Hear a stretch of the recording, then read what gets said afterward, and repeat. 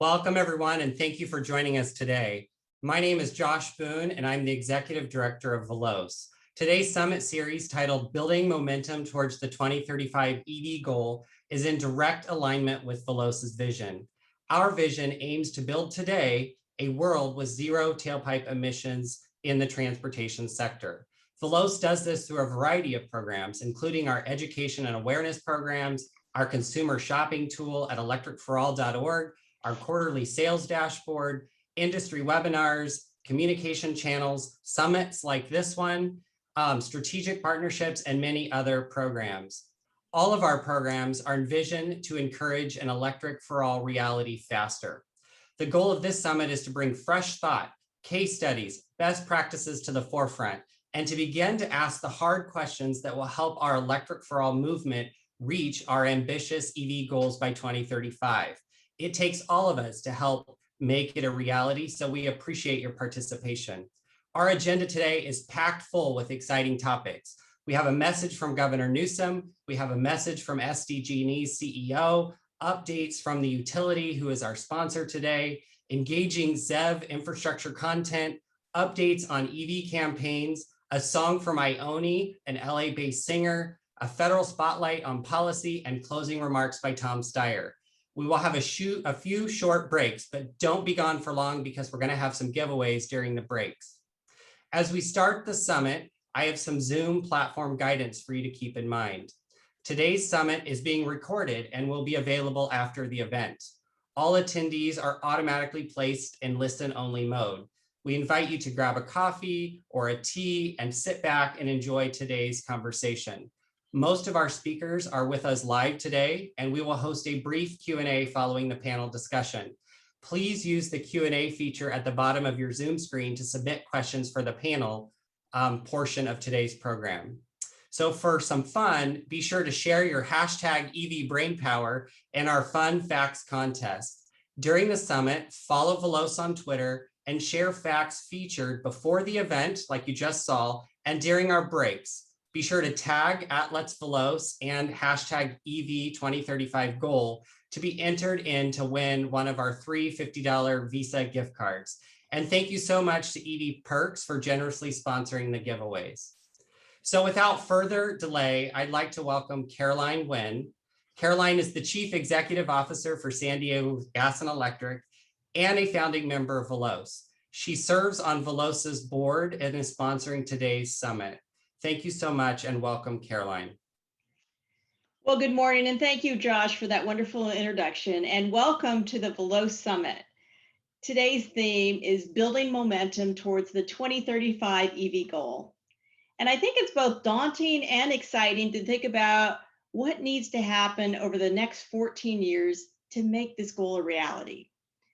And, with the growing frequency of extreme weather events like what's happened in Texas recently, or what's been happening in California with wildfires, the urgency has never been greater to reduce and ultimately zero out transportation-related emissions. And as most of you are aware, transportation is the single largest source of carbon emissions in California, but that also makes it the greatest opportunity to make a difference. We're talking about a paradigm shift that's arguably the equivalent of going from horse buggies to motorized vehicles. And it's not just about getting electric vehicles on the road. It's also about transforming the entire energy ecosystem and the related infrastructure to be able to enable this transition. And that's an important and critical role for all of us here at this summit. So how are we going to meet this lofty goal? Well, that's why we're here today. And in my opinion, there's room for all of us, and it will take all of us working together at all levels of government across private, public, and nonprofit sectors to really get there. And when we get to 2035, I think we can all say that we're leaving the world a better place for the next generation and the generation after that. And getting this transition right so communities of concern are not left behind is also going to take all of us represented here today. It's going to take car manufacturers, policymakers, utilities, municipalities, community-based organizations, and startups with breakthrough ideas. And we all have a stake in this. So that's what, again, why we have events like today. And today's panel discussions are really designed to spark ideas and inspire collaboration. All of us have the responsibility to help accelerate the transition and encourage more and more people to love electric. And at SDG&E, we launched Power Your Drive, which was the first EV infrastructure pilot in 2016. And that was at the time when EVs were considered niche. And through this program, we built more than 3,000 chargers at workplaces and multi-dwelling units. And we're on a roll because over the next few years, we're going to build thousands more chargers at schools, at parks, at beaches, and workplaces, including commercial and industrial facilities to service medium and heavy duty fleets. And we're also piloting vehicle-to-grid technology, where massive batteries of electric school buses will be leveraged to soak up the excess solar energy in the middle of the day and discharge it to the grid when there's high demand. And for myself, as an early EV convert who's been driving some form of electric for many years now, I couldn't be more excited to see the momentum building right here in San Diego and throughout California. Since the Prius, the first mass-produced hybrid electric car, was first introduced to the American market in 2000, we have come a long way, right? Today, there are more than 800,000 zero or low emission vehicles on the road just in California. And the exciting news from GM, from Volvo, from Jaguar, all announcing recently their move to all electric, it's happening. There's a growing chorus of elected officials and community leaders pushing to advance zero emission transportation. For example, I was reading last week that Petaluma, California became the first US city to ban construction of new gas pumps and stations in support of the global push towards electric vehicles. Today you're going to hear from one of San Diego's most passionate advocates on the subject, Supervisor Nathan Fletcher. And in San Diego County, we're partnering with municipalities, public agencies, and community-based organizations on an initiative called Accelerate to Zero. And you'll hear more about this later from Estela De Anos, our VP of Clean Transportation. So let's leverage our collective passion for a sustainable future, our diverse knowledge, resources, and connections to really drive the paradigm shift. We live in a state known for its bold vision and culture of innovation, and the rest of the country and the rest of the world is looking for us to solutions. So thank you all for being here today. Thank you for being part of the solution. And watch out, Norway, here we come. One of the reasons why I'm confident that we can beat Norway is in part because we have a governor who's deeply committed to clean transportation. Governor Newsome has inspired all of us to up our game by mandating all new cars and passenger trucks sold in California to be zero emissions starting in 2035. And it's this type of bold leadership that really challenges the status quo and believes in changing the society for the better, that empowers all of us to be our best. So without further ado, we'll hear directly now from the governor via a special message he recorded specifically for Veloz. Hey, good morning, everybody, and thank you, Caroline, for that introduction, and moreover for the opportunity to join you, at least virtually, for this critical discussion on climate change. In this state, our state of California, we know that big challenges offer big opportunities. Veloz and the Electric for All campaign in many ways represents the best of our state, facing challenges head on, solving problems, creating opportunities, not only for cleaner air, but better mobility and good jobs, as well as a strong economy. California is creating and growing markets of the future in response to the climate crisis. Our ambitious policies to protect the health of our people and the planet have not only helped clean up the air, but have also fueled our economic growth and developed pathways that the federal government can model nationally, including internationally. ZEVs, we know this, have the potential to deliver on so many different levels.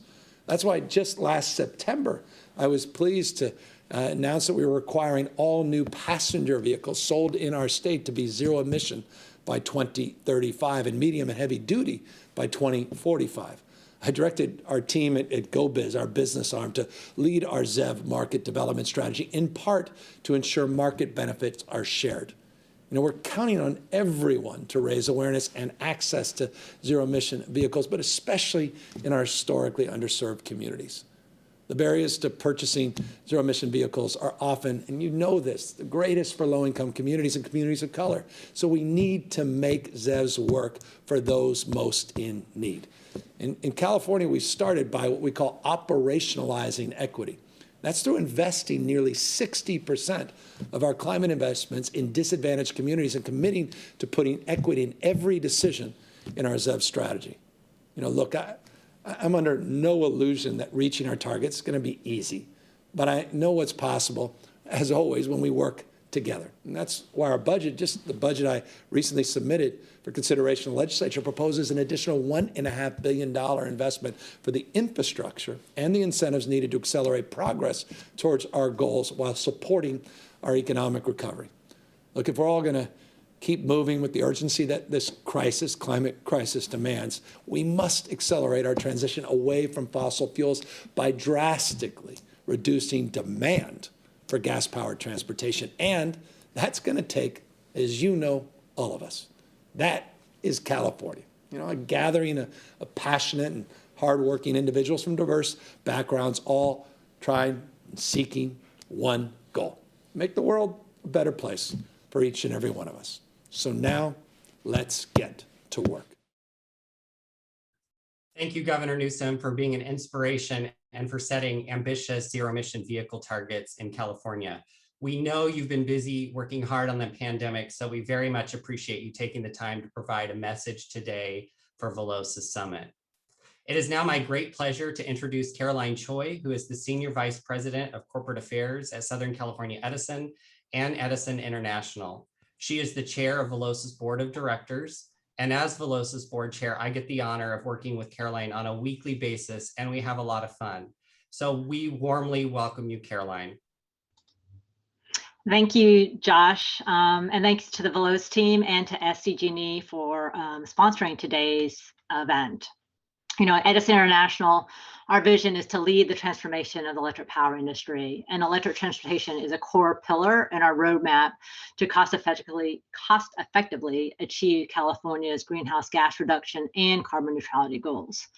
Our vision is known as Pathway 2045, and we project the need for 7 million EVs on the road by 2030 to get to over 26 million electric vehicles by 2045. So to support that EV growth across the state, Edison has worked with the state and stakeholders, many of whom are joining us today, to support policy decisions and programs to help overcome 3 key electric vehicle adoption barriers. 1, the affordability of vehicles. 2, the availability of charging infrastructure, and the governor just talked about that need. And 3 is the consumer awareness and understanding of EVs and their capabilities, which is a key area of focus for Veloz in our Electric for All campaign, as many of you know. You know, building momentum towards 2035 calls for a collaborative cross-industries approach to be most effective and to maintain resiliency and affordability for all. And it requires all parties, as Caroline just talked about, all parties, policymakers, innovators, customers, and the utilities working together to shape the policy and technology landscape, including transforming how we plan, design, build, and operate the electric system. The partnership with Veloz and the speakers today demonstrate that collaboration. As we make progress towards that clean energy economy, we must also continue to make progress in advancing equity and social justice so that all consumers and communities are included in the clean energy transition. As chair of Veloz, I have the privilege of introducing our keynote speaker, the new chair of the California Air Resources Board, and a leader that will help to further equity across California's communities, Leanne Randolph. It's particularly gratifying that this event is happening during Women's History Month, which honors the contributions of women to history, culture, and society. And the clean energy economy is really being led by women in California. While Leanne has stepped into an office previously led by a living legend, Mary Nichols, whom we all know as a strong leader, advocate, and change agent on climate and clean air, Chair Randolph's experience positions her to effectively lead the organization and continue the great work of the Air Resources Board. Prior to joining CARB, Chair Randolph was a commissioner at the California Public Utilities Commission, where she was instrumental in facilitating the transformation of the electric power industry to support the transition to a clean energy economy and the development of customer programs that facilitate the adoption of clean energy technologies. Previous roles she's held include the Deputy Secretary and General Counsel at the California Natural Resources Agency, Chair of the California Fair Political Practices Commission, and serving in private practice at a number of prestigious law firms. As I noted, her deep and broad experience and focus on ensuring all Californians benefit in the transformation underway will ensure that California continues to build momentum toward the 2035 goal. Without further ado, Chair Randolph. Thank you, Caroline, for that kind introduction. And thank you to Veloz for having me. It's great to be here with you all. And I am happy to share CARB's perspective on our zero emission vehicle future and discuss how we can work together to achieve it. As Caroline mentioned, I am filling some big shoes and happy to continue the innovation and partnerships, public, private, nonprofit, governmental. I'll talk about that a little bit more. I've spent the last few weeks getting settled into this role and learning about key priorities like addressing local air pollution issues, getting up to speed on the climate change scoping plan update process, and importantly for this conversation, getting started on implementing Governor Newsome's transportation electrification executive order. I'm honored to continue the innovative leadership started by Mary Nichols and the whole Veloz team in making our ZEVs a transportation future. We're at a pivotal moment in both the climate crisis and in electrification of our transportation sector. The governor's executive order really is game-changing. It gives us a clear date by which to hit 100% ZEV sales, and it establishes a whole-of-government approach that will help us synchronize our efforts toward achieving that goal. As laid out in the ZEV market development strategy from our colleagues at the Governor's Office of Business and Economic Development, GoBiz, as the governor mentioned, the EO unites the entire administration in supporting development of the ZEV market, in ensuring that we have the charging infrastructure and grid capacity to accommodate this growth, and in making sure that equity and environmental justice are considered in all aspects of our ZEV strategy. The $1.5 billion proposed in the governor's budget to support this strategy reflects the administration's commitment to achieving the ambitious goals of the EO, and it provides crucial support for doing so. And it also reflects one of the things I enjoy most about working in government in California, which is interagency partnership. There are many agencies that have critical roles in this work. GoBiz is working on market development. The Energy Commission is working on deploying the critical infrastructure we'll need. My former home, the CPUC, is working with the utilities to ensure infrastructure deployment, grid reliability, and having key conversations about how EVs can support the grid of the future. Add on to that the Transportation Agency, the Cal EPA, the Natural Resources Agency, the Strategic Growth Council. I have an interagency conversation almost on a daily basis. It's something I enjoy. It's something I feel privileged to do. And it's something that we need to be effective in this work. So I look forward to working with all my state partners and local governments and local air districts in achieving these goals. So what is CARB's role in this work? First, we need to develop the next generation of ZEV regulations, which, as our previous regulations have done, will help catalyze the development of zero-emission technology and accelerate its integration into the market. We will soon begin our advanced Clean Cars 2 rulemaking, which will be brought to the board in 2022, and will lay out the strategy for achieving the 2035 light-duty vehicle goal. Advanced Clean Cars 2 will set out milestones along the path to 2035 that will provide opportunities for course corrections as needed to respond to rapid advances in ZEV technology. We've seen amazing advances over the past decade. The massive drop in the price of lithium-ion batteries as that technology has evolved is one example. We're hopeful that we will continue to see similar game-changing developments in ZEV technology over the next 15 years, and we will be poised to adapt our strategy in response to those advances. And Advanced Clean Cars 2 will allow us to do that. Alongside those regulations, we will also be implementing the Clean Miles Standard program in collaboration with the CPUC. This program will develop innovative ways for transportation network companies like Uber and Lyft to curb greenhouse gas emissions and transition their fleets to zero emission. California would not be where we are without Veloz. The forum it provides for all stakeholders to gather together, work through shared challenges, establish shared strategies, has helped California lead the nation in EV market penetration. At this exciting juncture in the electrification of the transportation sector, Veloz continues to grow, and we welcome new members to the Veloz family. It continues to offer a valuable venue for open discussion of both the successes and the hurdles on the road to electrification. Achieving the EO goals will be another opportunity for us to all work collaboratively with one another. We look to all of you to continue to be a partner in our efforts and to do what you do so well: promote electric vehicles, help spur market penetration, change the way people look at electric vehicles, and ultimately boost sales. And also keeping in mind fuel cell vehicles powered by hydrogen that are also zero emission and play a role in our transportation future. As Governor Newsome noted, the ZEV EO charges us to consider equity in every aspect of our ZEV strategy. As we transition to zero emission transportation, we need to be mindful of the impact that historic inequities have had on low income communities and communities of color.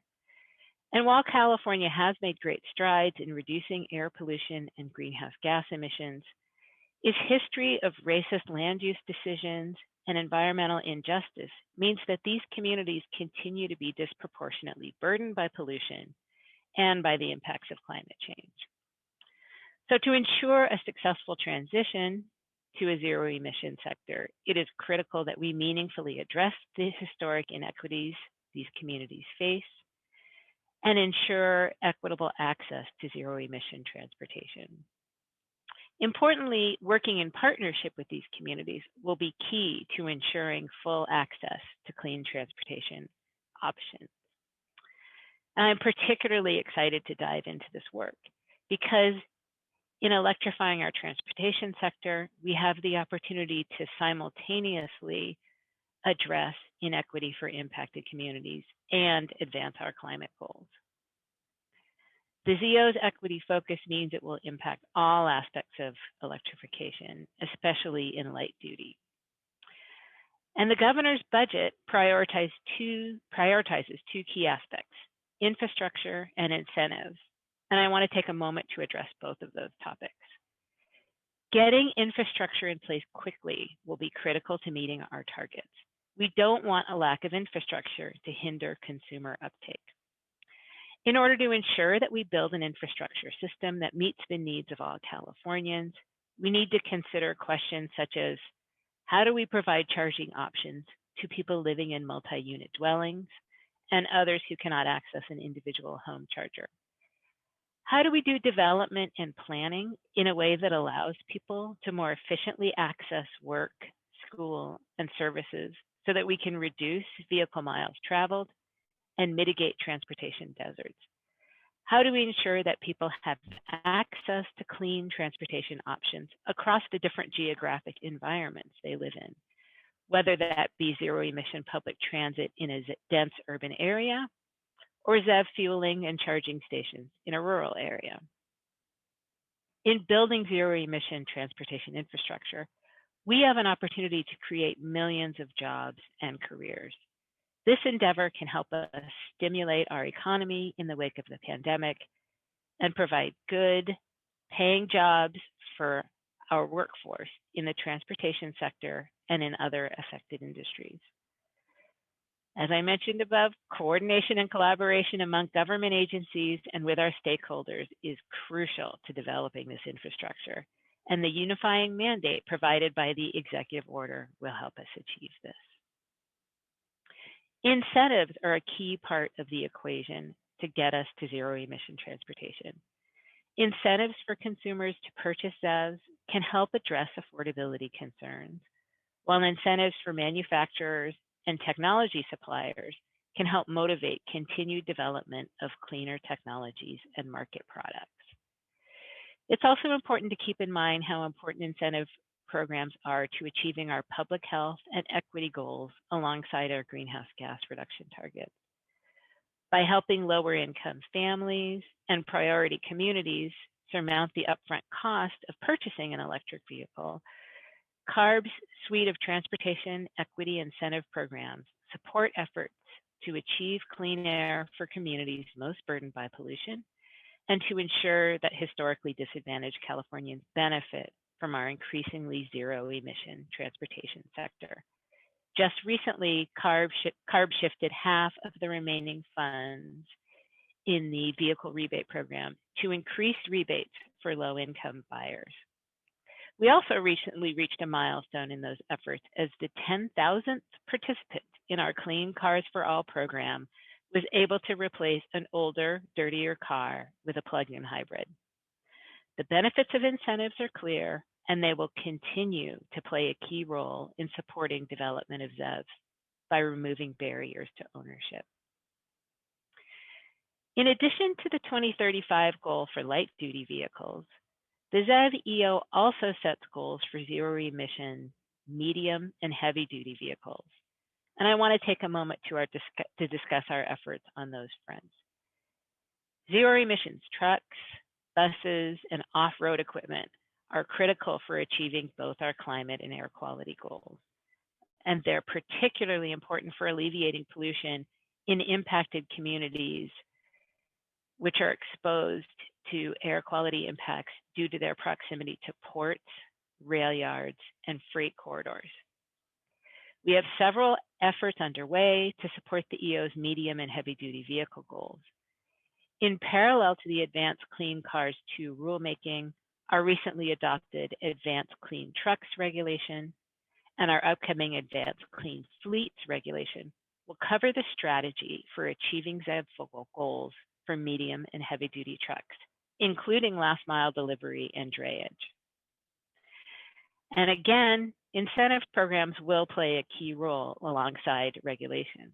The success and popularity of incentive programs like the Heavy-Duty Vehicle Incentive Program for trucks and buses, and the Carl Moyer programs and the CORE program for off-road technologies, all of which are oversubscribed, reflects their importance.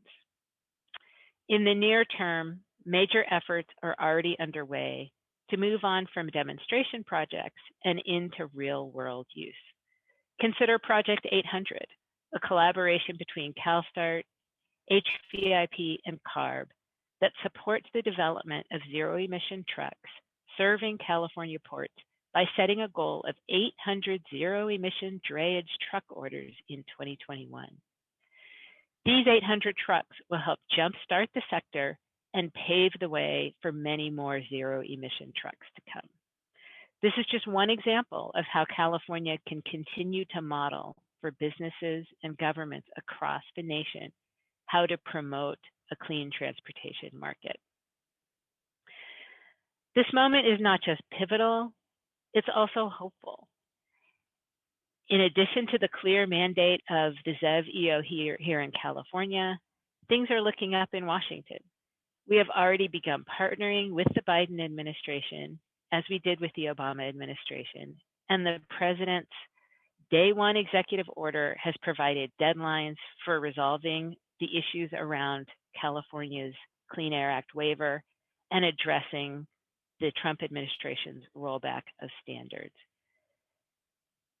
To be honest, what exactly will happen with the standards over the next few years is still to be determined, but it's likely that the framework that VW, Audi, Honda, Ford, BMW, and Volvo signed on to us will serve as a blueprint for the way forward. That framework was always predicated on electrification efforts post-2026, and recent announcements by manufacturers for battery electric vehicle targets are helping drive these efforts forward. Thank you to Veloz for the opportunity to speak today, and congratulations on your 40 million Reasons to Go Electric campaign. Thank you all for being here and working with us as we move towards a cleaner, healthier, zero-emission future. Thank you.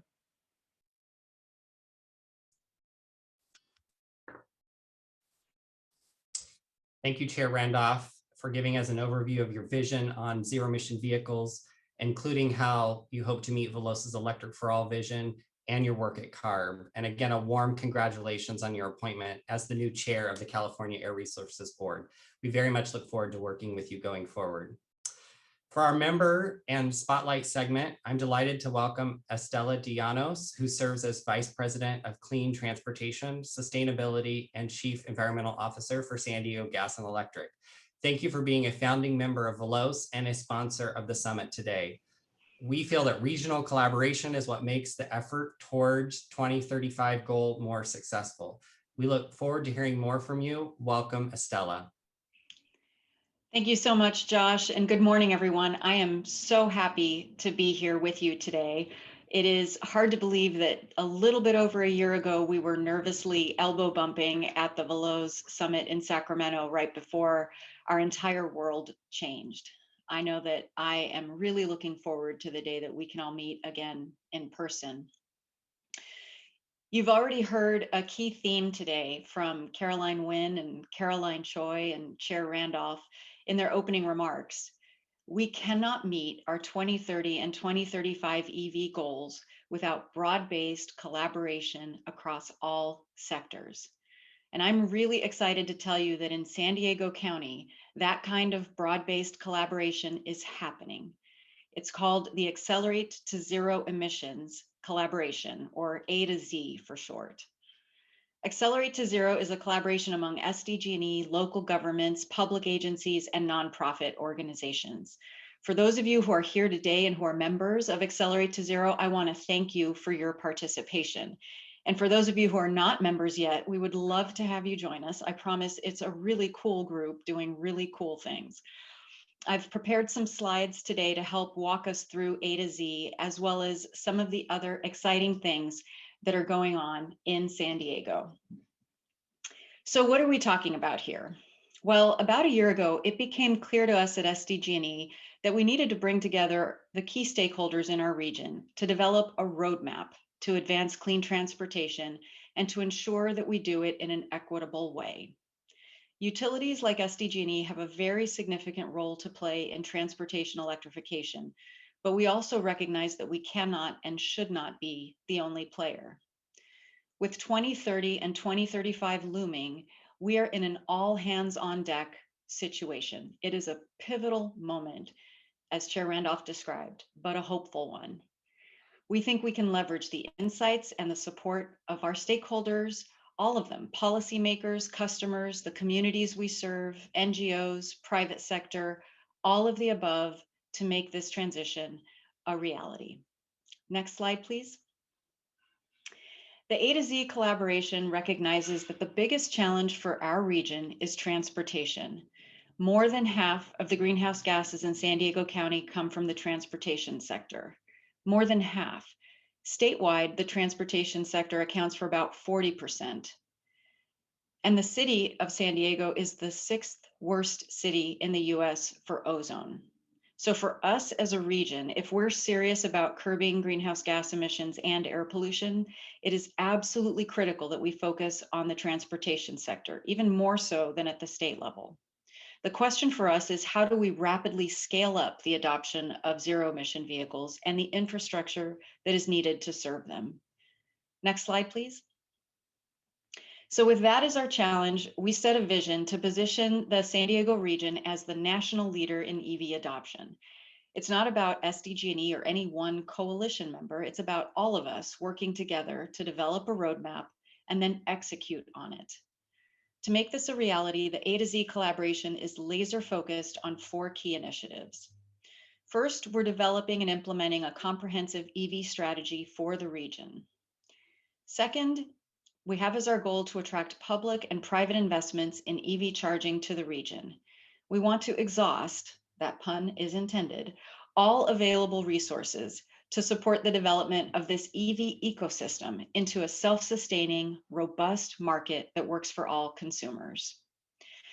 Third, we plan to develop programs that enable residents, businesses, and public agencies to purchase EVs and install chargers. And then finally, last but not least, we want to do all of this while assuring equitable access to EVs, charging infrastructure, and the job creation opportunities associated with this growing market. Next slide, please. So the good news is we have got this all figured out, I swear. It's just 3 simple steps. The first is the key to our success, collaboration, and a critical theme of today. In our region, we're really lucky to have just one association of governments that leads regional transportation planning efforts, 1 large county, 1 air pollution control district, and 1 electric utility. We think this gives us a unique opportunity to develop and execute on a regional plan that works for everyone. There are things that we can test in our region that we hope to be able to explore and export elsewhere. The key players for us are the San Diego Association of Governments, the County of San Diego, City of San Diego, other cities, and the San Diego Air Pollution Control District. And you'll hear from one of our partners, County Supervisor and CARB Commissioner Nathan Fletcher, later today during the panel discussion. Step 2 is to create an EV strategy that includes a regional gap assessment. It will look at the existing infrastructure and vehicles and determine what are the challenges, such as permitting, funding, etc. The strategy will assess gaps not just for light duty sector, but also medium and heavy duty EVs and infrastructure, and it'll evaluate existing conditions and establish goals in order to map out how best to leverage our resources among the various participating agencies. Step 3 is to connect. Every municipality in our service territory was invited to join the steering committee, and we think that once we have a regional gap analysis and a strategy, we'll be able to engage even more public partners. It'll also be critical to leverage our relationships with other market participants and stakeholders, such as EV service providers, automakers, community-based organizations, and regulatory agencies, to involve them in this effort. This is about more than just infrastructure. We're thinking about rate design, marketing, education, outreach, customer engagement. Next slide, please. As we make this transition to widespread electric transportation, we're keenly focused on the fact that electricity is an essential public need, and our dependence on it is only going to grow over time. SDG&E, like other utilities, has a duty to serve, and that duty extends to all communities, including disadvantaged communities. Historically, more than 30% of our customers are on some sort of financial assistance, and that number has only grown during the pandemic. For families who live along freeways, near ports, and along the US-Mexico border, they are suffering disproportionately from the effects of air pollution. And so this is why our programs include significant investments within disadvantaged communities. More than 30% of our 3,000 workplace and multi-unit dwelling chargers are located in vulnerable communities. And we're also targeting a minimum of 30% chargers in disadvantaged communities for our recently approved Fleets program to support a minimum of 3,000 medium and heavy duty vehicles and equipment, such as transit buses, school buses, delivery vehicles, etc. Together with customers and other stakeholders, we're also modernizing our pricing plans to help customers save on fueling costs. And this is really important. More and more, when we talk to customers about EVs, we discuss the total price of ownership. It's not just what we pay to buy the vehicles, it's also what you pay to operate and maintain the vehicles. SDG&E offers a pricing plan that allows EV drivers to charge their car overnight for the equivalent of 75 cents per gallon of gasoline. The last time gasoline was 75 cents a gallon was in the 1970s. And as someone who remembers the 1970s, I can assure you that that was a very, very long time ago. And for businesses, costs are also a major focus in the decision to go electric or not. I'm happy to report that the CPUC recently approved SDG&E's EV high power rate, which is an optional subscription pricing plan for commercial customers with medium and heavy duty vehicles that works similarly to an internet plan that lets customers choose their download speed. We need this kind of rate plan modernization if we're going to be successful in this transition. Next slide, please. We have an incredible opportunity to position our region and our state as a leader through innovation and to build upon our prior successes. We're currently working on a cutting-edge vehicle-to-grid pilot program to support local schools in the electric grid, where electric school buses will use their onboard batteries to discharge excess energy to the grid, operating like a mobile battery during peak hours. Caroline Wynn mentioned this in her remarks. Lessons learned from pilots like these can help us optimize the grid of the future. We're also building more chargers at schools, parks, and beaches. These are places where families and people from all over the county come and park, and their cars are there for a while. And we're also hoping to meet more of the need that we know exists in workplaces, as well as the hard to reach multi-unit dwelling market. So in closing, I'd just like to say that I am so optimistic about what's going to happen in the next 10 to 15 years. So many of you are stepping up in a big way to make this transition happen. Automakers, advocacy groups, federal, state, and local governments, EV service and equipment providers, utilities. We are seeing real collaboration unlike ever before, strategic infrastructure investments, innovation, and a more intentional and authentic focus on equity. For me personally, I think that's a recipe for success, and I couldn't be more excited. I want to thank you all for being here today, for sharing ideas and partnering with each other and with SDG&E. I hope you enjoy the rest of today. And if you're in San Diego, please reach out and join the A to Z collaboration. Thank you so much.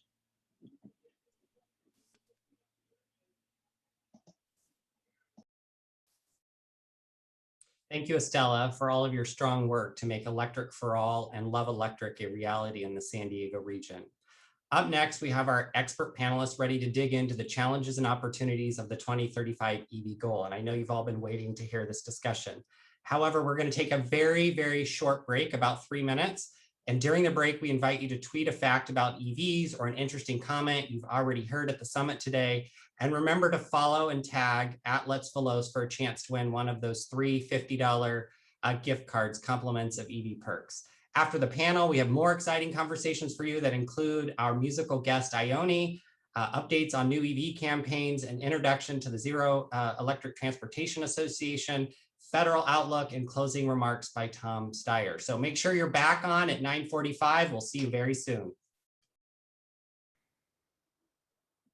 Hi, everyone, and welcome back from the short break. Thank you for joining today's panel, the 2035 Executive Order Goal, Challenges and Opportunities. My name is Mooney Krishna, and I am Veloz's Director of Strategic Partnerships. I have to start out by saying it's certainly the first time that I've invited 300 people into my living room, and welcome. We'll be taking audience questions at the end of the panel if time allows, so please use the Q&A feature on Zoom if you have any questions. Today, we are here to discuss the challenges and, of course, the opportunities that arise with the governor's new executive order that all new car sales after 2035 will be zero-emission vehicles. This is a tall order and comes with many roadblocks, but could fundamentally transform the transportation sector in California. To help understand how this executive order will be implemented and what we need to get there, we've gathered a deep bench of expertise from all parts of the EV ecosystem here in California. So allow me to introduce my panel today. Supervisor Nathan Fletcher, Chair of the San Diego County Board of Supervisors, Cynthia Williams, Global Director at the Ford Motor Company, Ashley Horvath, Vice President of Auto OEMs at Greenlots, Hannon Rasool, Deputy Director of the Fuels and Transportation Division at the California Energy Commission, Randall Kaufman, Sales Director, Transformative Technologies at Black & Veatch, Tyson Eckerly, Deputy Director at GoBiz, and Terry Travis, Managing Partner at EV Noir. So starting with you, Supervisor Fletcher, your clean transportation program is broad-based, multimodal, and community-wide. Veloz applauds your work and recognizes that local governments play a critical role in implementing the governor's goal. Welcome. Thank you, Muni. It's wonderful to join you all today, and a great honor of mine to join such an incredible group of folks. Awesome. So our first question for you is, what can you tell us about your current EV and EV infrastructure programs that are already underway? What are your clean and sustainable priorities in the next 2 years, and are they affected by COVID? Thank you. Well, everything's affected by COVID. I don't think the fact we're all on a Zoom here. I think every aspect of our life is affected by COVID. But I think, in part, let me take that second part first. COVID has shown us. COVID did not create the inequities in our society, but it has shined a light on them in a way that people cannot look away. And so I represent in my supervisorial district, 700,000 folks. I represent one group of constituents who have asthma at a rate 8 times higher than another group of constituents. And what COVID has shown us, and it's not anecdotal, there's a Harvard study that my one group of constituents are much more likely to die from COVID because they live in areas with higher concentrations of air pollution and environmental justice communities. And we know that they're much more likely to get it because of the low income folks have continued to go to work. And so I think if anything, this should drive us all more to focus around the real environmental justice benefits that come out of transitioning out of our fossil fuel-based economy and into zero emission vehicles. And so I think if anything, COVID ought to be lighting a fire under us all to do more and do faster. And so I think that certainly shapes a lot of what we're thinking. As it relates to what we're doing, I sit at a unique intersection in that I have a couple roles. One as a chair of the Board of Supervisors. We obviously deal with land use issues and all of the normal types of things that come before county governments. I also am chair of our transportation agency, MTS, where I serve as chair of MTS, where we are driving. We just retired our last diesel bus. We have no diesel buses left in our fleet at all. And we are aggressively moving towards zero emission battery powered buses. We just took delivery of a whole new group of them. We're building out infrastructure and overhead charging stations and transitioning our maintenance. And we're doing all of that work to really be a leader there. And then as the governor's appointee to the Air Resources Board, I also sit there and I really see the intersection, I think, between all three of those.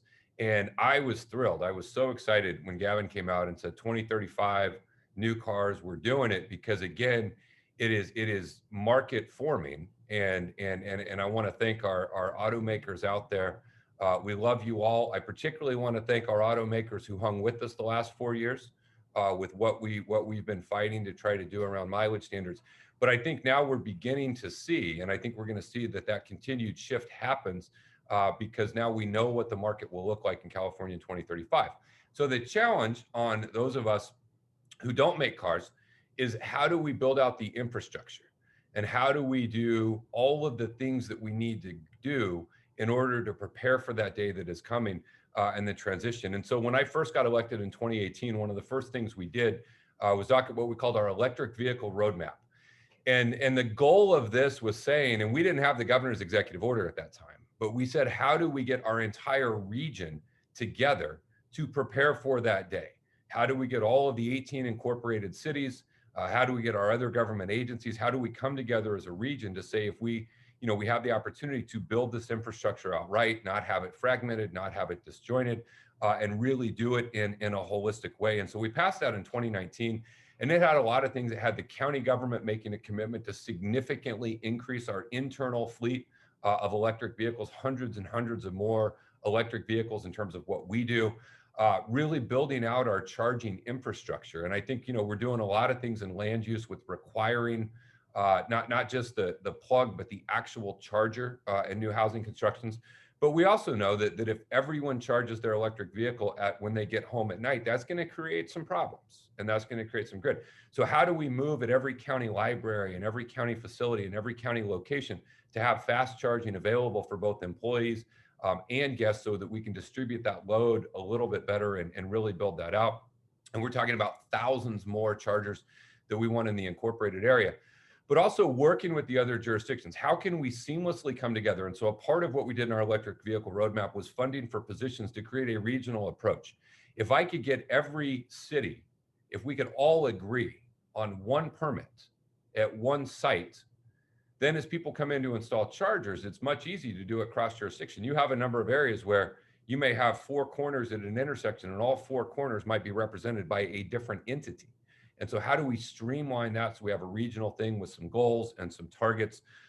We have things in there around encouraging our county workers. How do we incentivize them? We know that electric vehicles, you may have a little higher getting into it cost, but the savings around the energy used to power it, the savings around maintenance. And so we're looking at creative options for how we can do that, along with just breaking down the barriers to, we do an annual, not when pre-COVID annual ride and drive, just telling people, hey, it's not a spaceship. You can drive my used Ford Focus EV. I'll let you take it around the block a few times and realize, hey, it drives like a normal car. And helping people understand the incentive programs and the charging programs and just getting people over that initial barrier. And then the last thing I'll say on this is we have to have a very targeted and focused effort on equity in this program. And I have faced quite a bit of criticism for things we're doing at CARBs around who the incentives go to. But I think as we head into 2035, we've got to be mindful that community that has asthma at an 8-time lower rate may not be the one who need the incentive. If you're buying your second 6-figure car, that $2,500 may not be the difference in you getting in that car or not. How do we gear those incentives to make sure that communities that have never seen an EV get one, understand how it works, and help socialize and get that, because that's where we get the environmental justice benefit. It's not just about carbon emissions globally. That's very important. But when you go to those families whose kids have asthma and generations of kids have asthma, how do we tell them how this is going to be good for them? And so I think that's a vital component of what we do. Wonderful. Thank you so much, Chair Fletcher. Your remarks show how your transportation plans align very well with Governor Newsom's climate goals, and we're so excited for that. Let's move now to Cynthia Williams from the Ford Motor Company. Cynthia, I know you have very recently, just a week ago, been on a panel about this exact same topic. So thank you for letting us pick your brain. My first question to you is, from an automaker's perspective, what can the state of California do to help in the implementation of the governor's executive order? And what current programs in California are working for Ford to successfully sell EVs today? Well, thank you, Muni, and thank you for having me on the panel today. At Ford, we encourage initiatives that drive development, equitable access, and acceptance of zero-emission vehicles at high volume. We believe charging infrastructure is critical for both retail and our commercial vehicle customers. Both the monetary and non-monetary incentives are so critical as well. And it's the monetary incentives that occur at the point of purchase. And as we work to drive down these battery costs to achieve ICE to BEV parity, we believe all of these things are so critical to continue as we move forward to accelerate the market. And as the governor mentioned, working together, that's how we're going to do it. We're going to do it by working together to accelerate the market. We need to work together in better educating consumers. I believe Estella, she mentioned the total cost of ownership. We need to make sure that folks understand the total cost of ownership, the entire life cycle of the vehicle, and how you would save there. Working with governments on determining what those economic factors that need to change that will help also accelerate the market, I think is really key. And the availability of carbon neutral renewable fuels as well as electricity. All of these things, again, will play a critical role to accelerate the market. And the things that California has been a visionary leader on that are working perfectly today and that need to continue are the programs like CVRP and HVIP for the commercial vehicles. We believe those things, again, as I mentioned, those are critical to get the consumers in the vehicles and to get all consumers in vehicles. And as Chair Nathan mentioned, that we must, look at how those programs are developed and structured so that all people have access to electric vehicles. I think that's very key to us moving forward. Thank you. Thanks, Cynthia. Another question for you. What is Ford's #1 priority when it comes to the governor's new EO? And will there be any changes to your existing ZEV strategy? Well, Ford's #1 strategy, I believe, or #1 goal is doing our part to accelerate the zero emission vehicle market now. And so our strategy has been to electrify our most iconic vehicles. That's including the Mustang Mach-E, our best-selling F-150. Those are all critical. We're gonna, our all-electric transit van for commercial customers. Those are high volume type products that will give you that economies of scale to help drive the cost down so that we can get all consumers in vehicles. That's Ford's strategy. We just announced recently as well, we're doubling down on our investments. We're going to invest $22 billion in electrified products. All of this is critical. We all play a part, we all play a role, and that's what Ford plans to bring to the table. Thanks, Cynthia. That's such exciting news. And I know everyone on this panel and all of our audience love to hear stuff like that. So now let's move to a charging expert. Welcome, Ashley from Greenlots. Thank you so much. Can you hear me okay? We can hear you great. Great. Cynthia, it's good to see you. I was reminiscing. I saw something in the chat. I think 2015, we were up on the stage at the Drive the Dream, thanks to Josh, and just goes to show you how much sustained commitment is needed. I was almost ready for the birth of my son, so he's now 5 years old, or yeah, just turned 5. So good to see everybody, and I think I appreciate Veloz's invitation. Wonderful. So Ashley, before we move into the future, I want to start with today. What are the current challenges and opportunities when it comes to EV charging in California?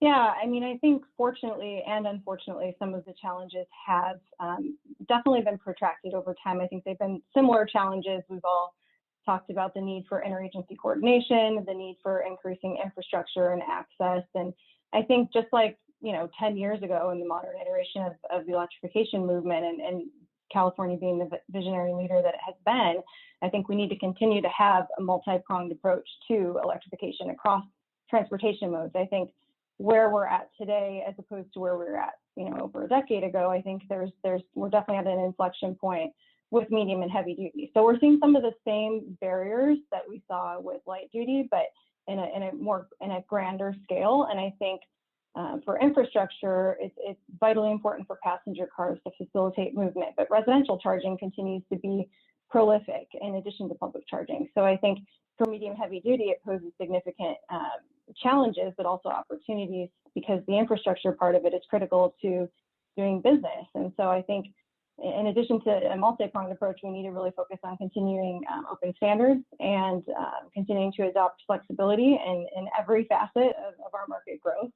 And again, I think this has been where Veloz has been at the linchpin of all of this, but the public and private sector alignment continues to be absolutely essential. I think, Chair Randolph mentioned all of the different agencies, which is mind-boggling if you're not accustomed to it. But I think not only the interagency coordination, but I think the continued need for infrastructure coordination across the private sector as well. So there's definitely a lot of challenges. I think there's a lot of challenges with the business model. I think utilization continues to be lagging in the early part of the market, but I think we just need to continue to have a broader perspective on the community conditions so that we can focus on areas that'll really have the biggest impact, whether that's forklifts or bikes or shared mobility, semi-trucks, e-commerce vans.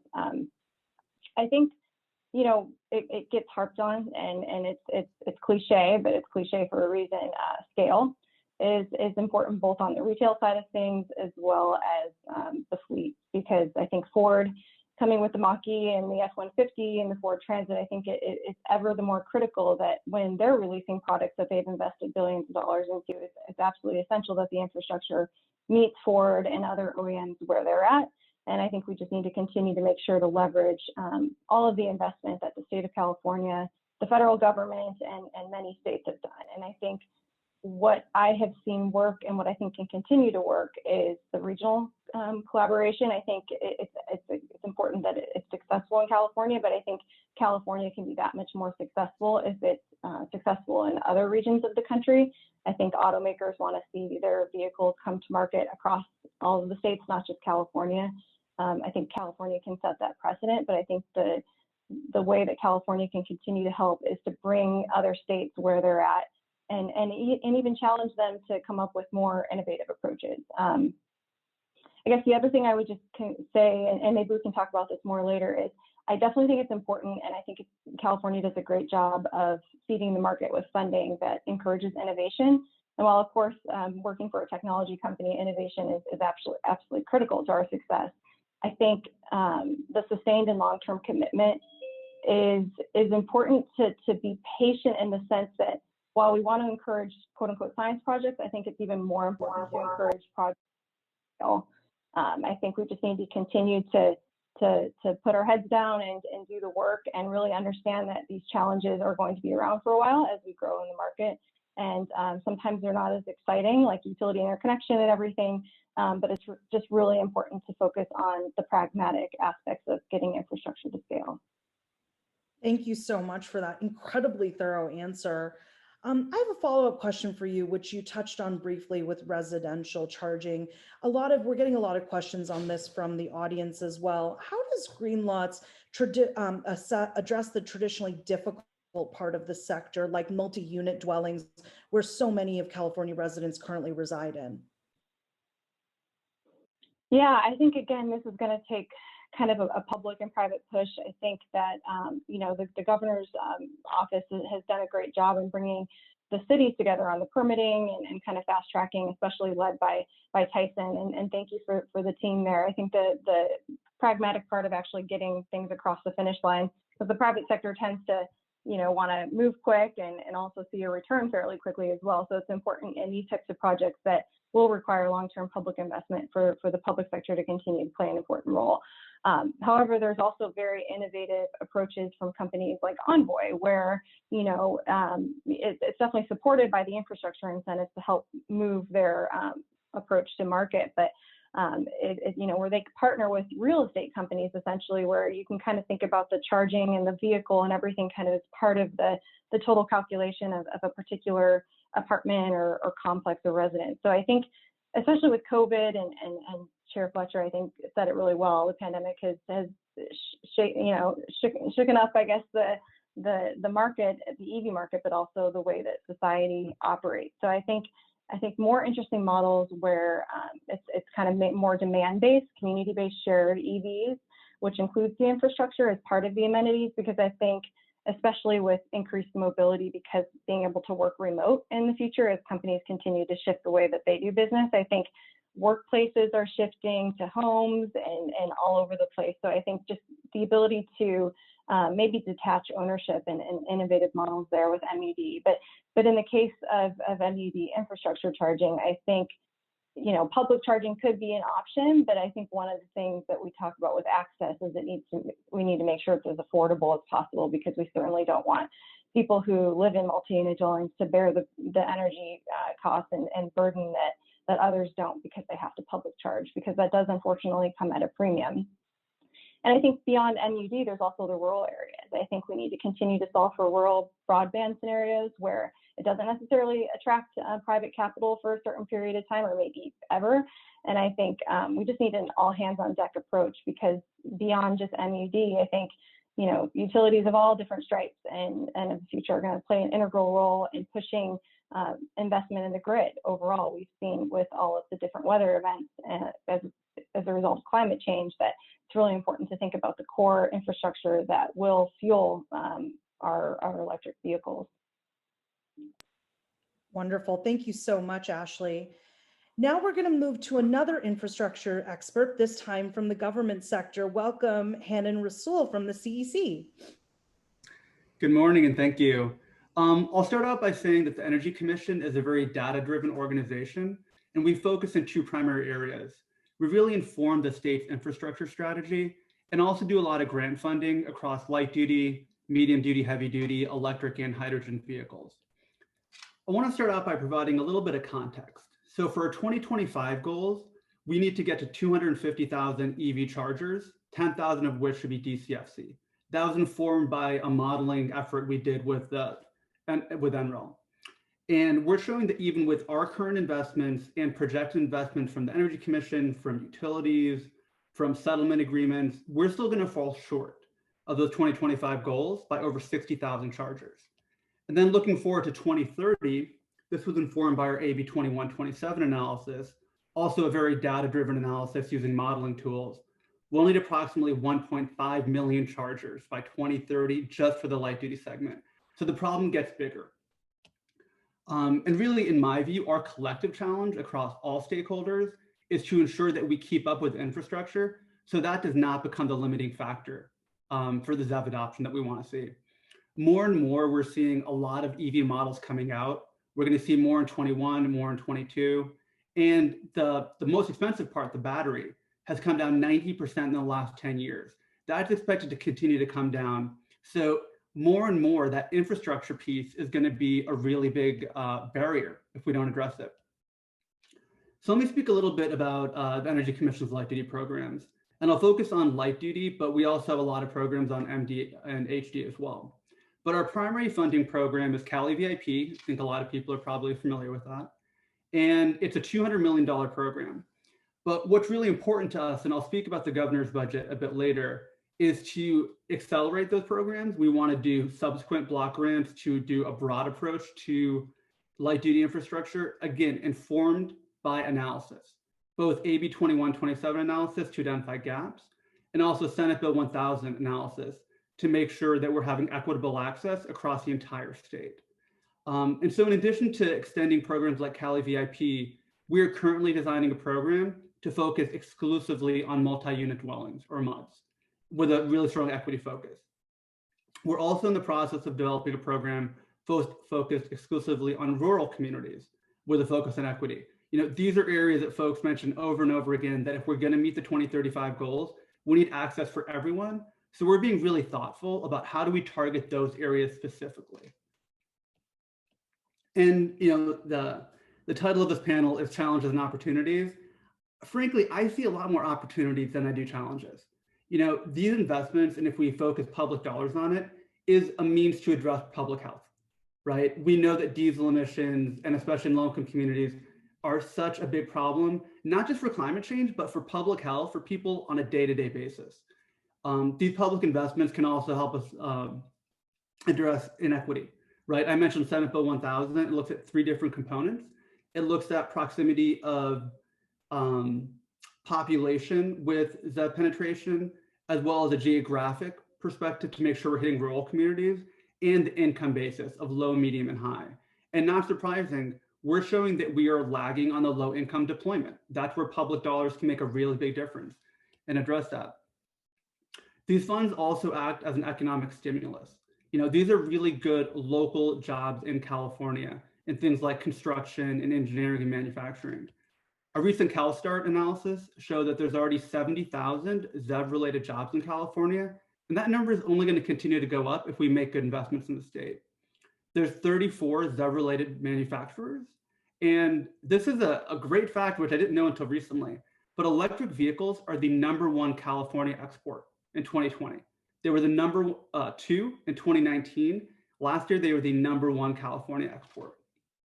And what's great about this is a global transition, right? California made an announcement, followed by Massachusetts, followed by auto manufacturers. We're coming to a place that's a real inflection point, and we need to make sure that our infrastructure investments don't leave anyone behind. Because there's other infrastructure investments in the state that, you know, I think people point to broadband a lot and say the entire state doesn't have the same access to broadband. We don't want to see that same thing happen with ZEV infrastructure. We need to make sure that we're really supporting everyone, making California a place where these investments and jobs continue.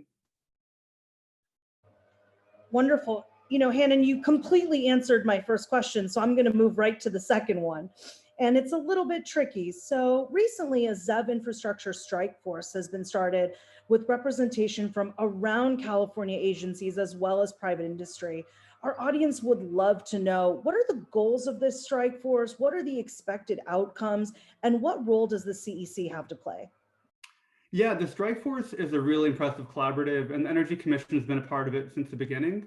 What the Strike Force does really well is brings together a lot of different entities who all have a common goal. So it brings together EV service providers, automobile OEMs, NGOs, and equity groups, also utilities and government agencies. And while it has this broad umbrella and a lot of folk working the same direction, it's really mindful that it created some working groups to tackle discrete problems.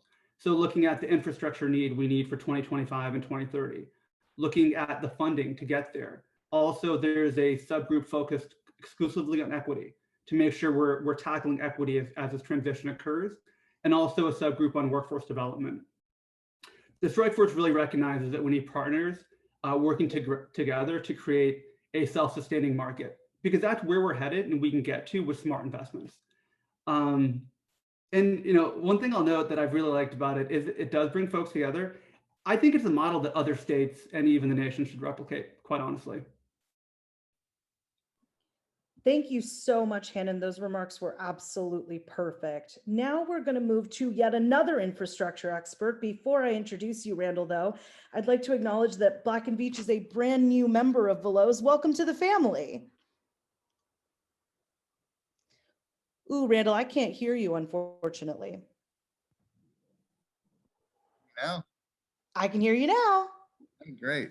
Thank you very much for the warm welcome and the honor to be on this panel. Yes, with over 100 years of building human critical infrastructure, including zero emission transportation fueling infrastructure, we're honored to be a part of Veloz and support the industry, and especially in San Diego. Awesome. Now, not everyone in the audience knows specifically what you do in the ZEV infrastructure space. Can you tell us what services you provide as it relates to ZEV and hydrogen infrastructure? Yes, certainly. So we do planning, design, engineering, and construction of the infrastructure for EV charging, hydrogen fueling, and everything around it. So we really take the opportunity to consider energy storage, on-site renewable energy. I mean, ultimately, fuel your car from the energy of the sun. Store that energy whenever, however necessary. Also, we work very closely with the utilities, our friends at SDG&E. We have long-standing relationship. So we essentially help simplify the implementation of the infrastructure and at scale. Awesome. Now, besides funding, because that's the answer that is most likely to be given, what is the biggest thing that you need to facilitate ubiquitous ZEV infrastructure in California? Thanks for asking. And really, it comes down to planning and starting early. So especially with regards to utilities, it's hard to consider how many applications the utility gets for EV charging, but they get a lot. So the earlier you start with the utility, they can help plan their grid, considering where the deployments are going to happen. Also, it's a great opportunity to consider resilience. If you do it right, then you can ensure that there's availability of energy for charging your vehicles. Cost is a big consideration. How do you implement the technology on the timelines on when you're getting the vehicles? Which assets do you have that still have life? How do you phase them out?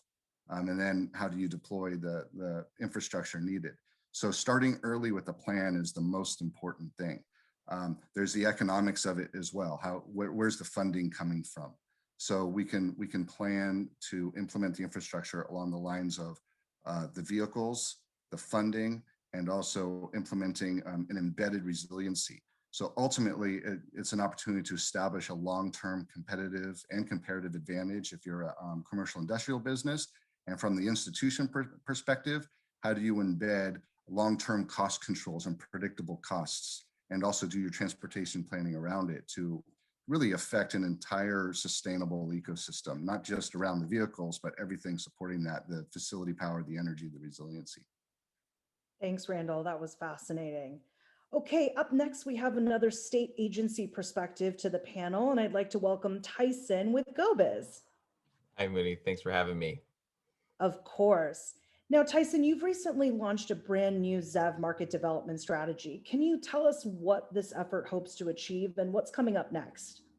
Yeah, so I think, really, you've heard a little bit about the ZEV strategy, the market development strategy from previous speakers. And really what we're trying to do is, create a shared focus around what we're calling the 4 pillars of the ZEV market, vehicles, infrastructure, end users, and workforce, with the idea that each of these pillars have to be balanced and push forward to facilitate market growth as much as possible. And so we're trying to organize multiple stakeholders around those shared pillars and across. One of the key things that we're trying to drive home is embedding equity into every decision, right? So what's coming next, next week you'll see every state agencies. We have 29 state agencies in the plan. They're submitting action plans underneath their core objectives that we've identified in the strategy. And one of the key challenges is trying to embed and go through that second and third time. Is there something more we can do on equity with each of these actions as we're pushing forward? And so I think, but really what we're trying to do with the strategy overall is facilitate collective problem solving and put the action really as close to where the decisions as close to where the action is. So that the people who are on the front lines making day-to-day decisions should have a very clear understanding of what they're trying to achieve and what objectives they're working on, and then go make creative, exciting things happen. And I think at the end of the day, this is very much a team sport. It's going to take all of us, and you've heard it kind of over and over again, to contribute. There's no one player that has all the answers. And so that's the ZEV strategy, is just trying to create that umbrella that, help facilitate that and make sure that we're clear, that we're, here to, we're working together, we're embracing all the ZEV technologies, battery electric, hydrogen fuel cell electric. It's going to take all these things to come together to really defeat the need for combustion. Got it. And Tyson, what role will GoBiz specifically have in the adoption and implementation of the governor's executive order? So I think in the ZEV strategy, I put this in draft and we kind of just kept it, but we call ourselves the head coach in a way, and I don't even know if it has to be a head coach, but just coach, right? We're just trying to put all the market players in position to thrive, right? And so I think what we at GoBiz, we have the ZEV strategy, we call it kind of a foundational document. We don't want to ever be the funnel of information. It's more of an amplifier, right? But there's lots of great things that are going to happen without our influence. In fact, that's some of my favorite days when I hear something awesome that happened that we had nothing to do with. And that, because that's that facilitates scale. And so that's what we're trying to do, is just make sure we're making those connections, keeping the agencies coordinated, identifying opportunities for collaboration, and just letting things happen. Thank you so much, Tyson. And thank you to all of your colleagues at GoBiz for all the hard work that you guys do. I know all of us on the panel could say that we couldn't live without you. Thanks. All right. And last, but of course not least, we have Terry Travis. And Terry, thank you so much for being the final member of our panel today. We saved you some of the hardest but most important questions. Thank you. Thank you. Thank you for that, Muni. So Terry, before we jump into questions, can you tell us a little bit about your organization and how you work in the ZEV space? Absolutely. First, let me just say thank you, Muni, for having me and serving as a moderator as well, to the team at Veloz and being able to join the governor and chair and panelists here. I think that the space that we serve and the role that we play is inherently unique. I have 2 organizations, actually. I have EV Noir, which is our consulting group, and then EV Hybrid Noir, which is the nation's largest network of diverse EV drivers and enthusiasts. And with that, it provides extreme, granular insight into what's happening in the space. When we think about, there's been a lot of conversation here about equitable electrification or equity in the space. And as we begin to think about this frontier technology that's beginning to or continuing to develop, it's going to be really important, as was stated earlier, that all facets of our community have access to this technology, that it's beneficial for more segments. And for us, we really look at this through the lens of diverse communities are inherently as inherently diverse, and we need to be able to ensure that as we protect vulnerable populations or underserved communities, as we begin to expand it to include rural communities, to ensure that, in our research, we're seeing that one of the fastest growing segments of the, EV space is women, adopting or purchasing EVs, looking at the aging population, veterans, et cetera. It's really going to be important for us as we move forward to be able to expand the tent in an intentional way. And as we think about vulnerable populations, it's really critical. We're dealing with 100 years of habit with fossil fuel.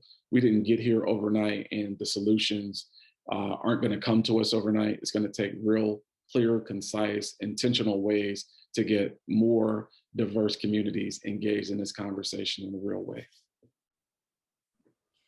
Terry, what are some examples of some programs or policies that, in your opinion, are working today best for underserved or disadvantaged communities?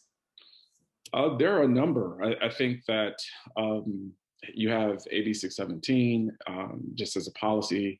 You have any number of, there are too many utilities across the state to name that are doing really good work. But as was mentioned earlier, what's happening in San Diego, where they're looking at not only deploying infrastructure, but looking at, hey, we're going to put 30% of that infrastructure. And if you look at the Charge Ahead programs and Charge Ready and some of the others that are out there, looking at how we can prioritize communities that are often left at the margins in the conversation, it's going to be really critically important that we just don't think that, oh, because of tax credit or some other magic bullet that EVs are going to proliferate down. We have to be extremely intentional. So a lot of the work that we do is around, we take a data-driven approach, but we also make that human-centric. So we're facilitating these focus groups across the state. And what we're finding is that if you look at general market, African-American, Latinx, Native and tribal, there are some similarities there,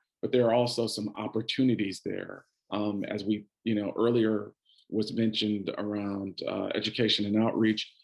Education and outreach is such a critical role in this ecosystem, because what we're finding is that many folks that are in cities, when you think about the fact that there are over 800,000 EVs on California roads today, yet when you begin to drill down into communities and ask those questions, folks are just like, well, I don't really know how they operate. I see them, but that outreach and education component of it is going to be critically key. So as we see this infrastructure build out, that you need that, because in order for this to be successful, we need to be able to see and experience charging stations and infrastructure being as ubiquitous as fossil fuel stations currently. And so right now, I think that we're well on our way to that, but there's a lot of and more that we have to do to really push things forward.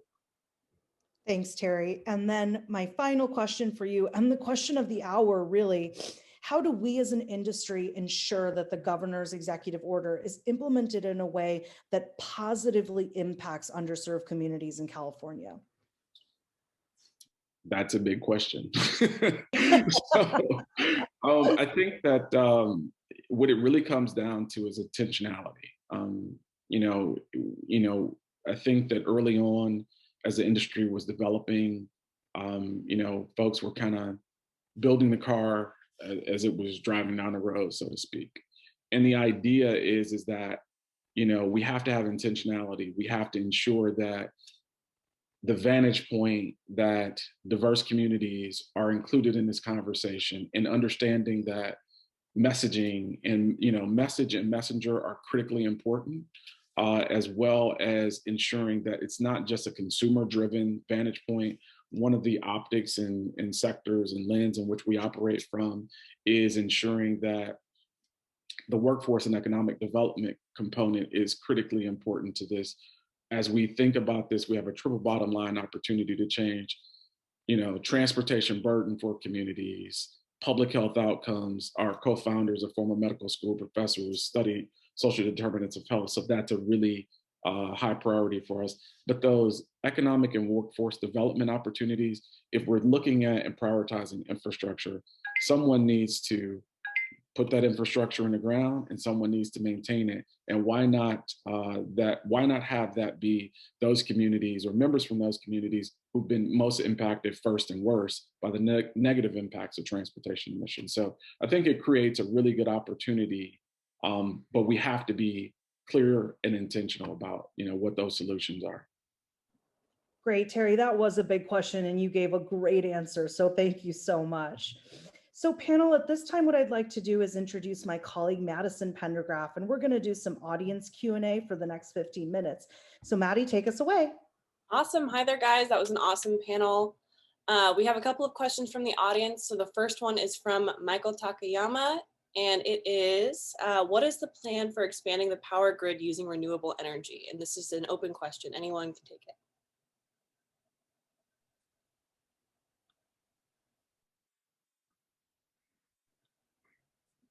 Well, I'd be happy to take a stab at it.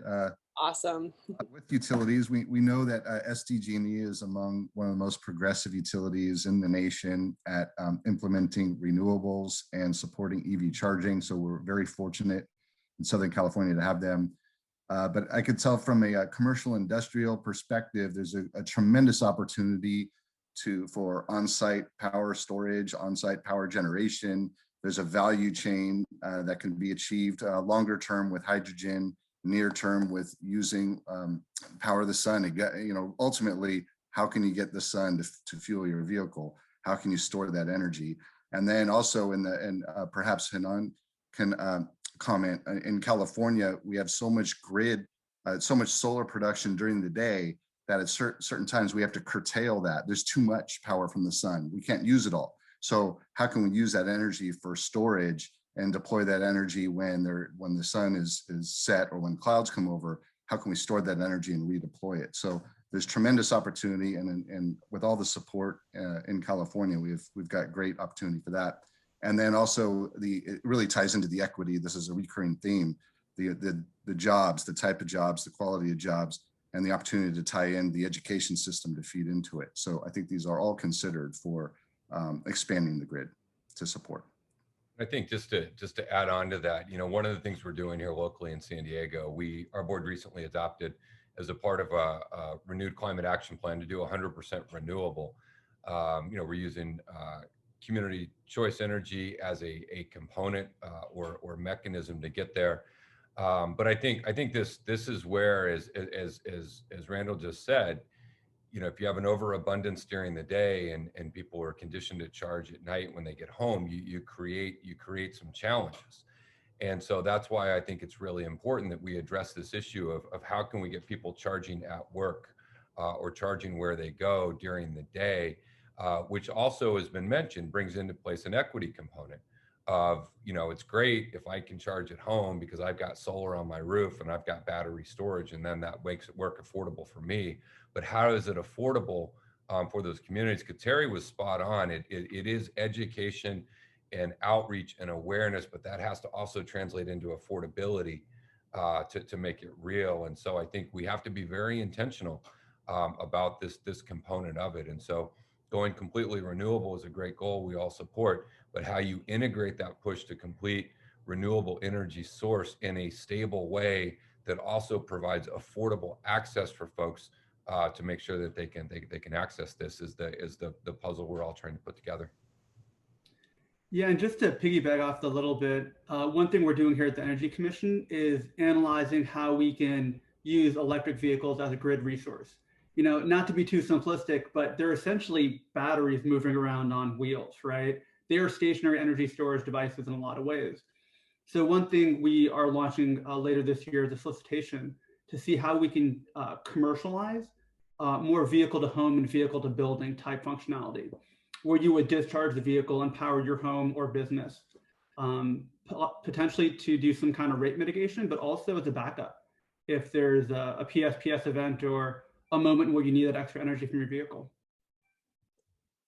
And just to build on just quickly, just as an overarching effort, that we have SB 100, which directs the Energy Commission, Public Utilities Commission, and CARB to work together to answer that very core question of building it out. Then you have that feeding into the scoping plans. So there's lots of planning going on at the state, but lots of big questions but it's a great question.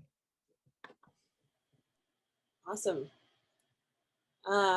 So our next question is from Gordon Chaffin, and it is for Terry Travis. And it is, are there any concerns about EV purchases and usage unique to Black communities and people of color in regards to the community tends to be tech and early environmental adopters, which is a heavily male and white group?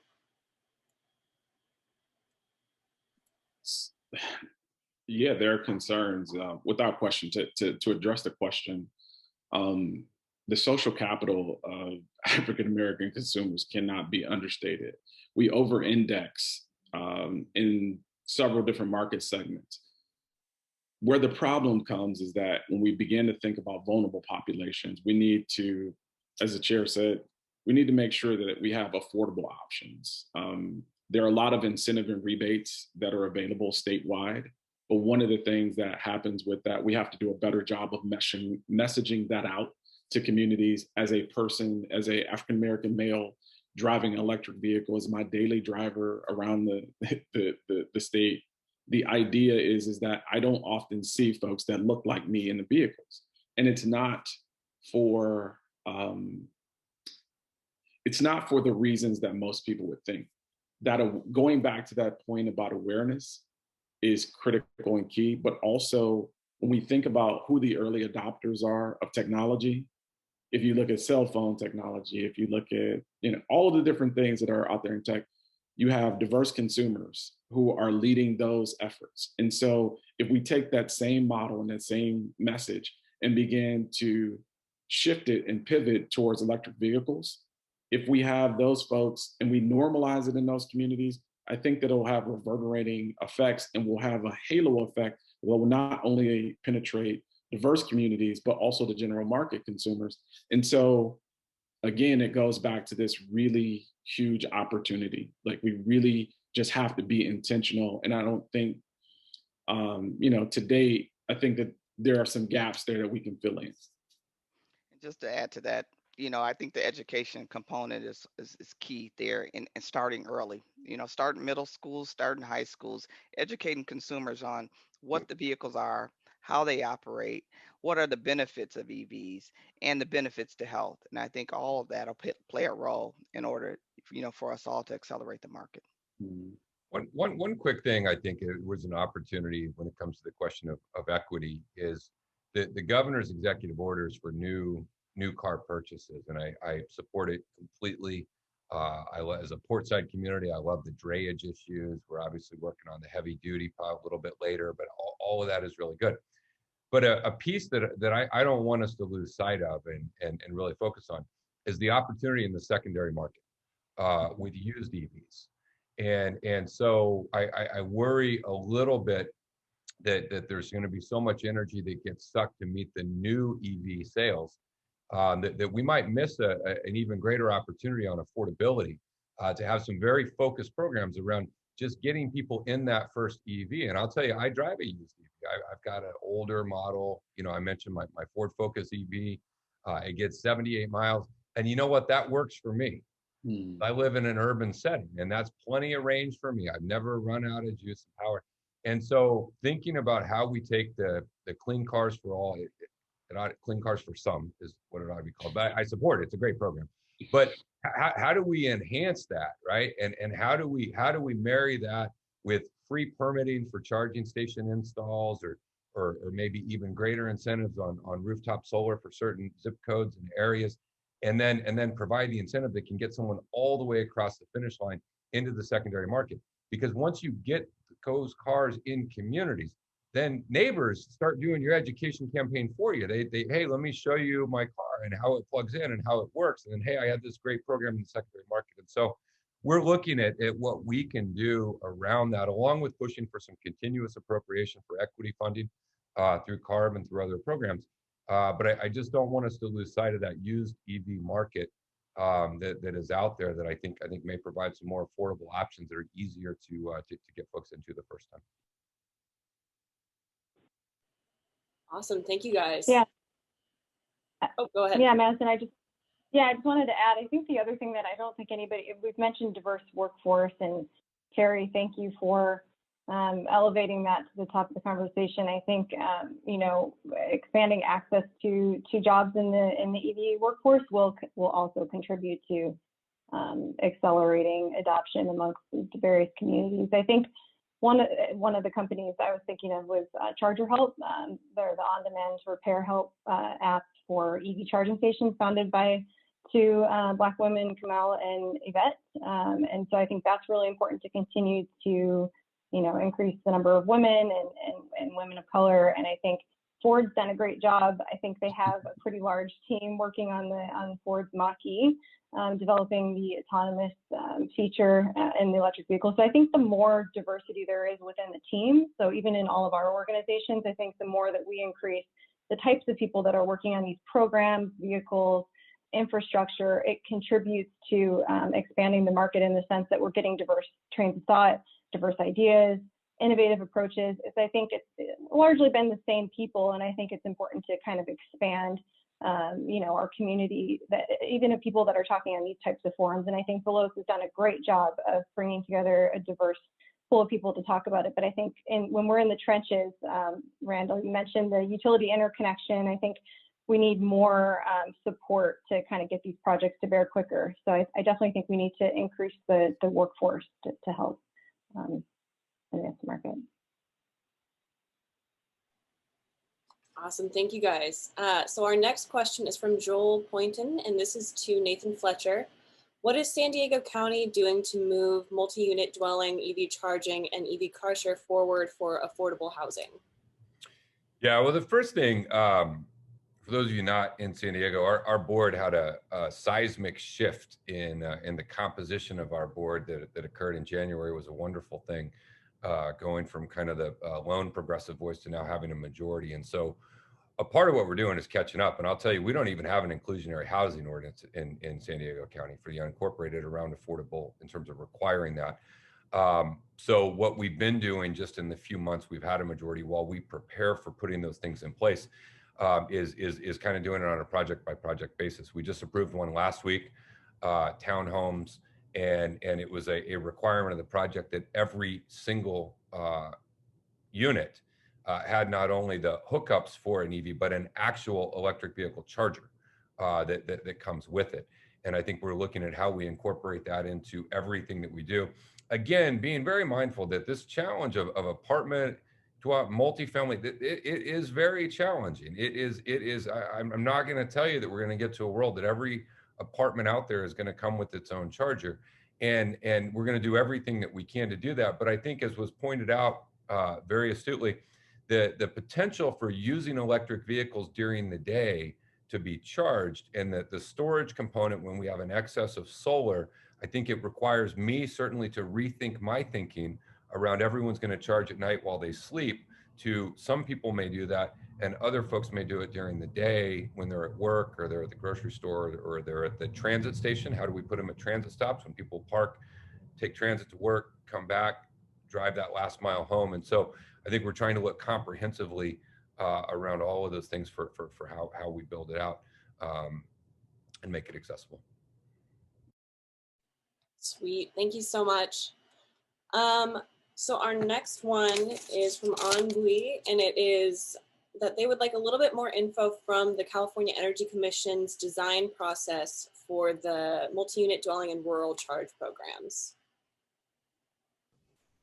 Yeah, we'd be happy to share that. So we held a workshop in mid-December to workshop a few different ideas, MUDs and rural, and some TNC ones rose to the top.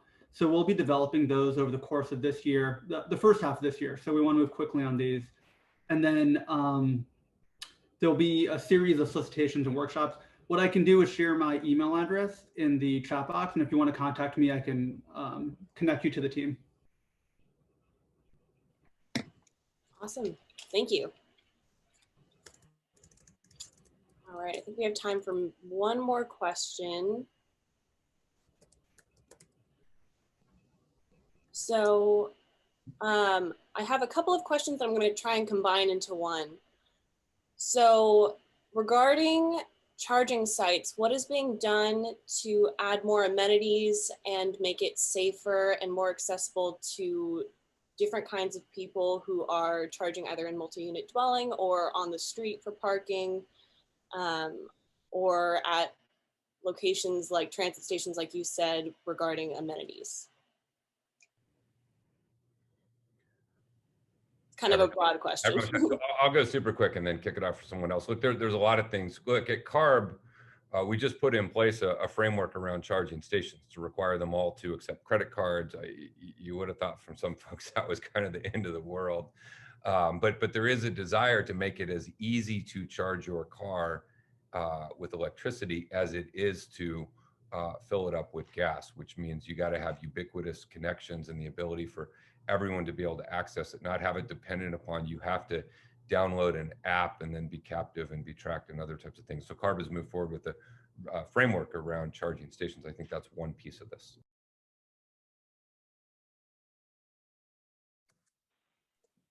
Yeah, I can add to that. Terry, it looks like you were going to speak. Go ahead. No, you go ahead. Okay.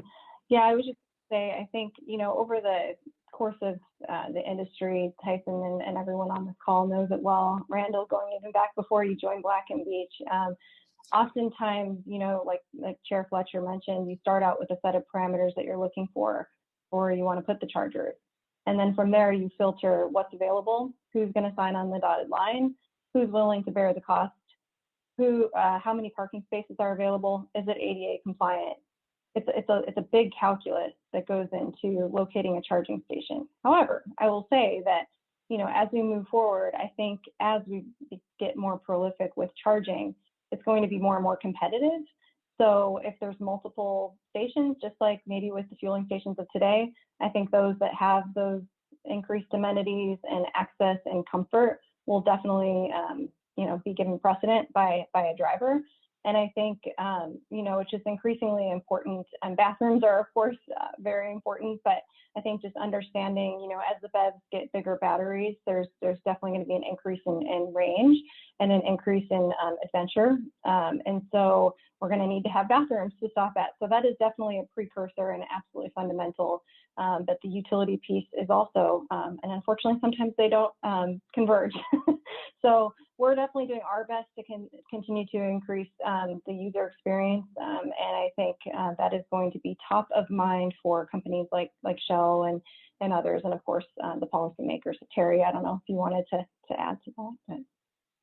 Yeah, I think that there are some good models out there internationally. If we look at some of the markets where they have high proliferations of the EVs and the EV charging networks, like we see how that works. I think here for the state and domestically, one of the things that we have to do, our strategy is engage communities first and often. And so if we're talking about equity, if we're talking about charging infrastructure, the idea, we're working on a number of deployment projects. And one of the first thing we do when we walk in the room is let's engage communities first and often. The folks who are closest to the problem are the folks that are closest to the solution.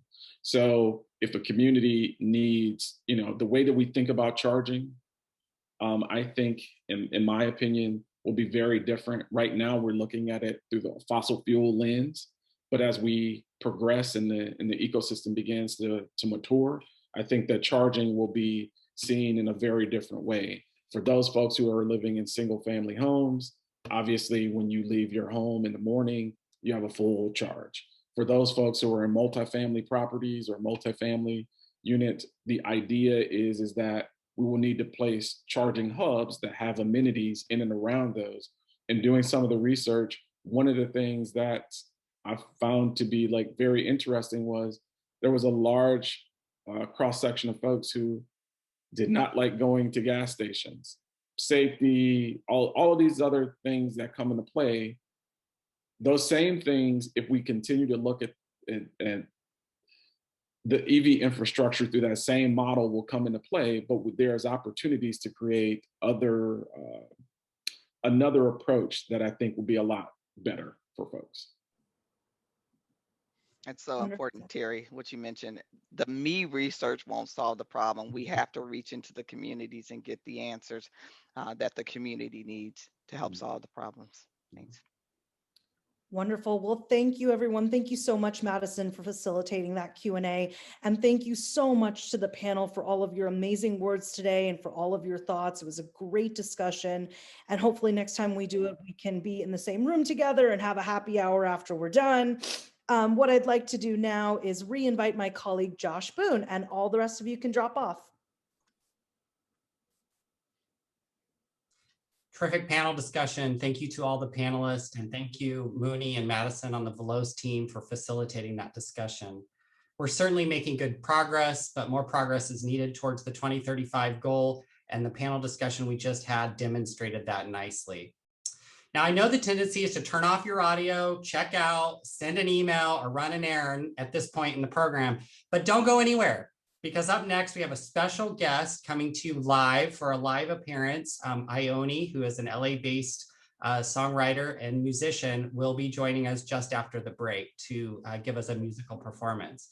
We will also continue the summit after the break with a presentation on 2 new EV education campaigns, an introduction to Zeta, and closing remarks by Tom Steyer. During the break, we will continue to invite you to tweet a fact about EVs or an interesting comment you've already heard today, and there's been a lot of them. Please follow and tag at Let's Veloz for a chance to win one of the 3 $50 gift cards, compliments of EV perks. So again, don't go anywhere, take a quick break and come right back at 10:55. Welcome back, everyone. I hope you had a few minutes to take a quick break. Up next, we have an amazing singer, Ione. Ione is a Barbadian-born singer, songwriter based in LA. She has lived in Barbados, Singapore, Indonesia, and the US. Ione was selected to sing Veloz's original California take on the neo-soul inspired music for our Electric for All 40 Million Reasons to Go Electric public awareness campaign.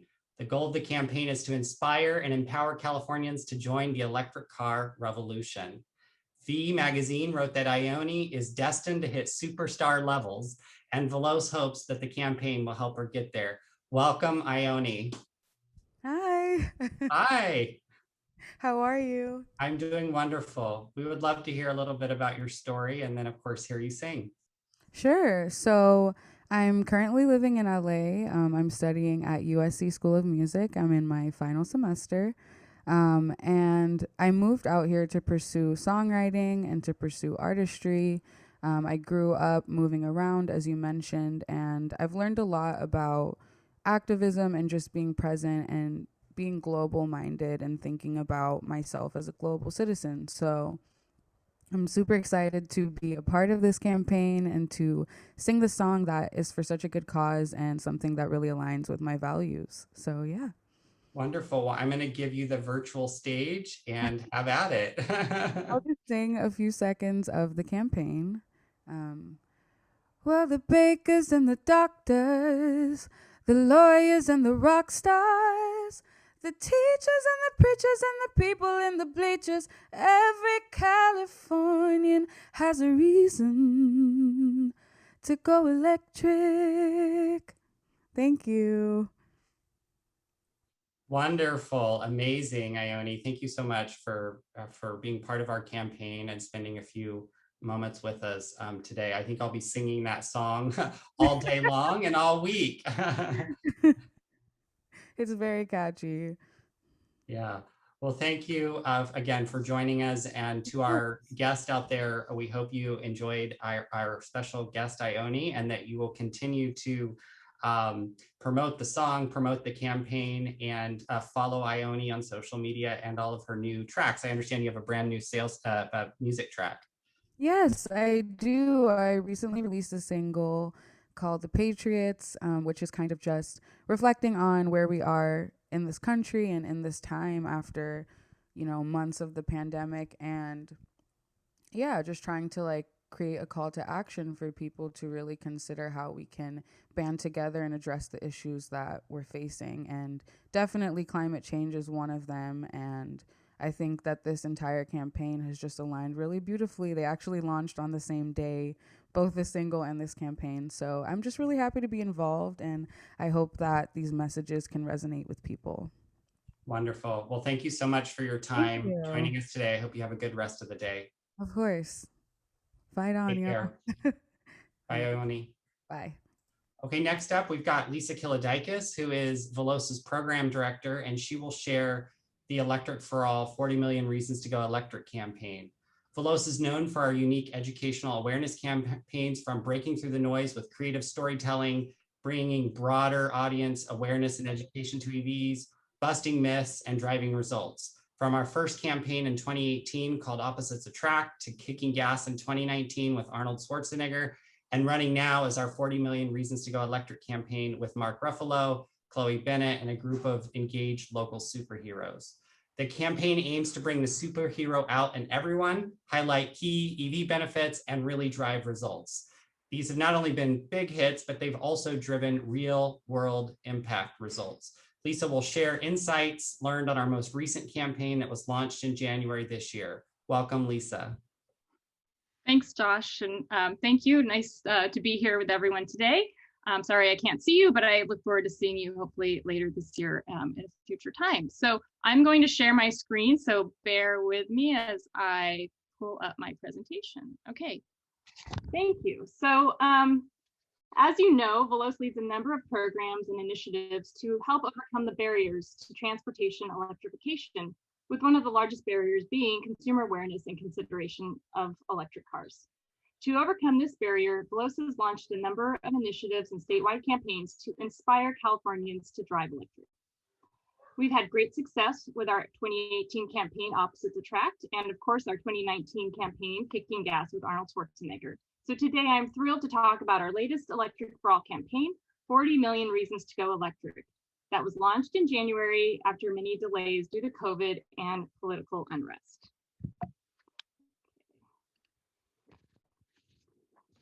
40 Million Reasons to Go Electric is an original representational style animation with a neo-soul inspired song that you just had the pleasure of hearing the first part, and we're happy to share more of that song with you soon. So thank you, Ione. That was just a beautiful time to see you sing, and we really appreciate your time.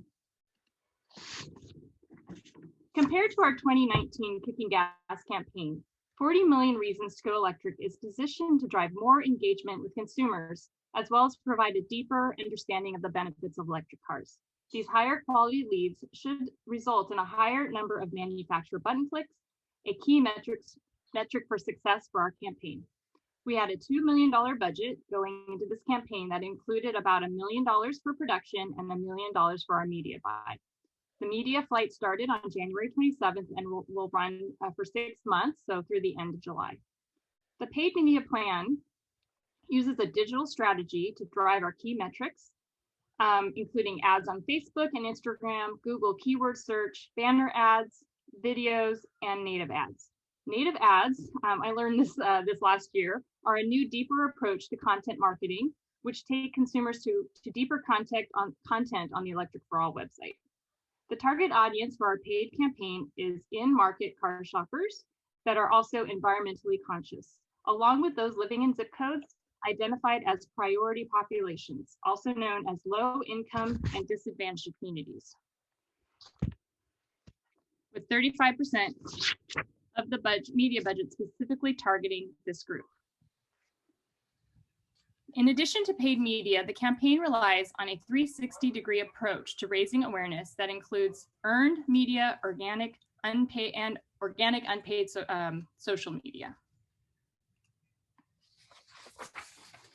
This slide gives you a sense of how the paid, organic, and earned media plans work together to hit all of the different phases of the purchase funnel. Our videos, organic, social, and radio ads hit the awareness phase of the funnel, where paid social, native ads, and banner ads with specific messages about EV benefits hit the education, understanding, and consideration phase. Finally, search, retargeting, and our website hits the action phase, where our audience can take action by clicking out to the automaker websites or to find a dealer in their area. In the first month of the campaign, the paid media plan really has focused on awareness and driving people to watch the video. Over time, the focus of the campaign will shift to the education, understanding, and consideration phase of the funnel by highlighting the many benefits of electric cars, driving people to our EV myths page, where myths about EVs are dispelled, and the Which Car is Right for You page, where users can find the electric car that is right for them. Now I'd like to share a little bit more about the fun part of our campaign and introduce you to our superheroes. 40 Million Reasons to Go Electric spotlights local and global superheroes of change, celebrates our many cultures, and underscores the reason that every Californian should go electric. From Mark Ruffalo to Huron Mayor Ray Leone, Agents of S.H.I.E.L.D. star Chloe Bennett, to Watts leaders Mama Linda and Jacqueline Badejo, and artist activist Fabiana Rodriguez. Each with their own reason to go electric, they are working together to electrify transportation for all.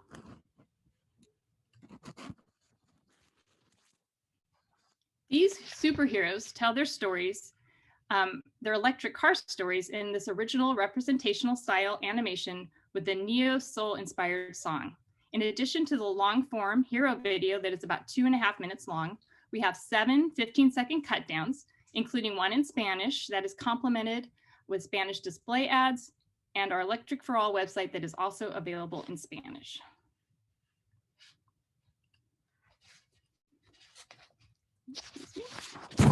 Now let's take a few minutes to watch the full 40 million reasons to go electric animation together, along with one of our 15-second cut downs. The 2.5-minute video is our hero animation, where all of our hardworking creative pieces were derived from, including the 15-second video that you'll see after the full video. The 15-second cut down showcases the benefits of electric cars and really drives a lot of clicks to our website. So with that, I'd like to ask we show the video.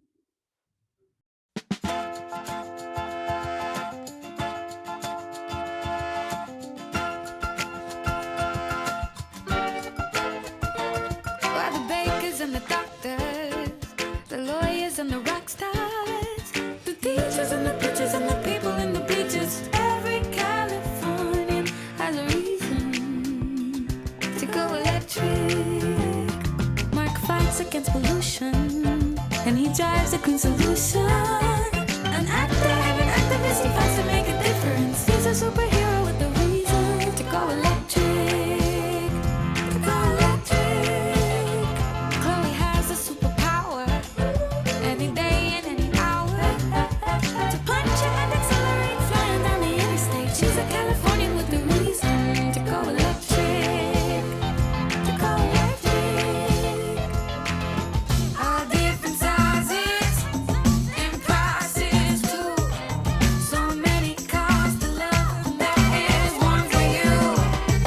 Wait, what? Me? Oh, I don't know if I can afford an electric car. Actually, you might be surprised.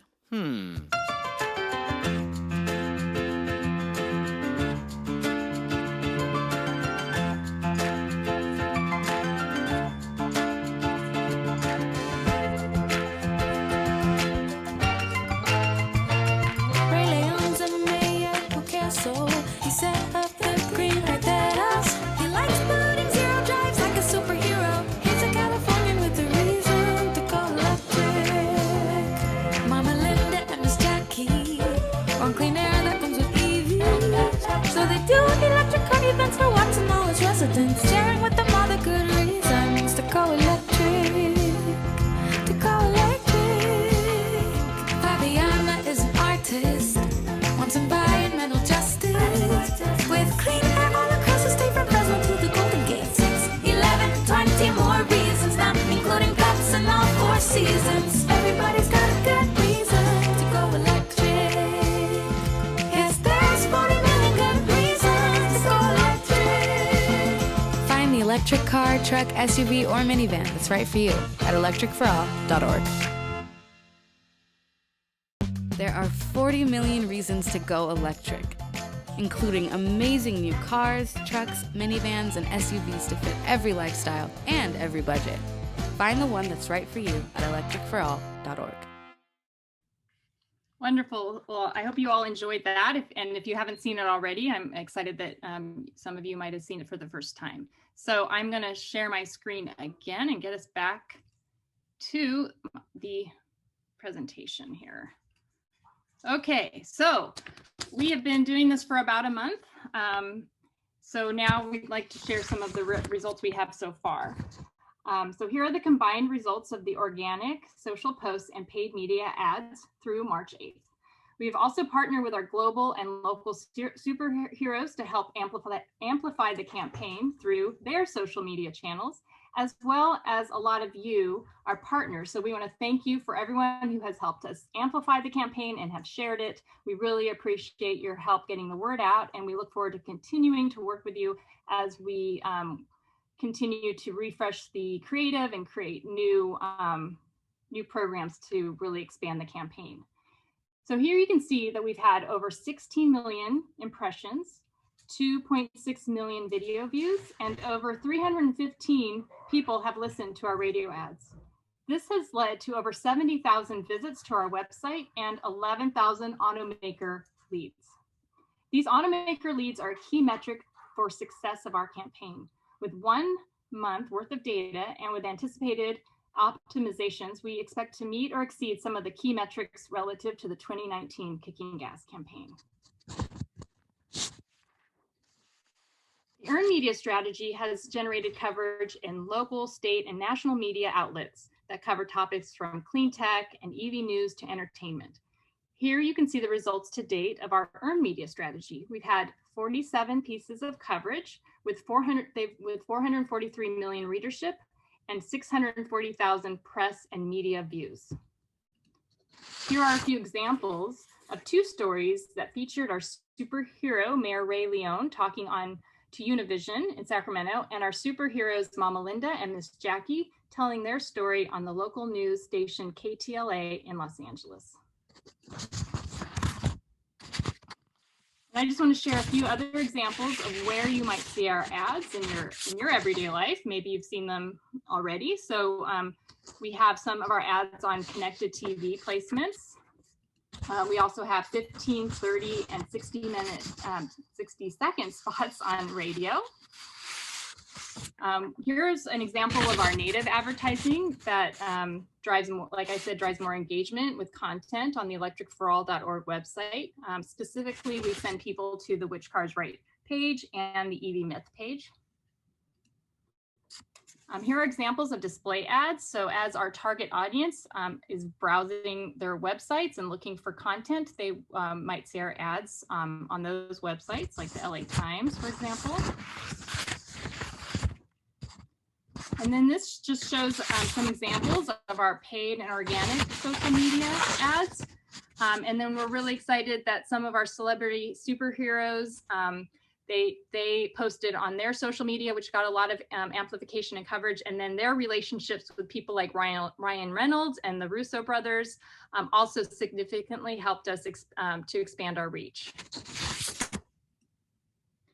And then all of these ads drive people to the electricforall.org website, where they can take advantage of our state-of-the-art electric car shopping tools, learn more about electric cars, charging and fueling, find home chargers on our new home charging advisor, learn the facts behind the EV myths, and learn what incentives they are eligible for through their zip code, our zip code-based incentive tool.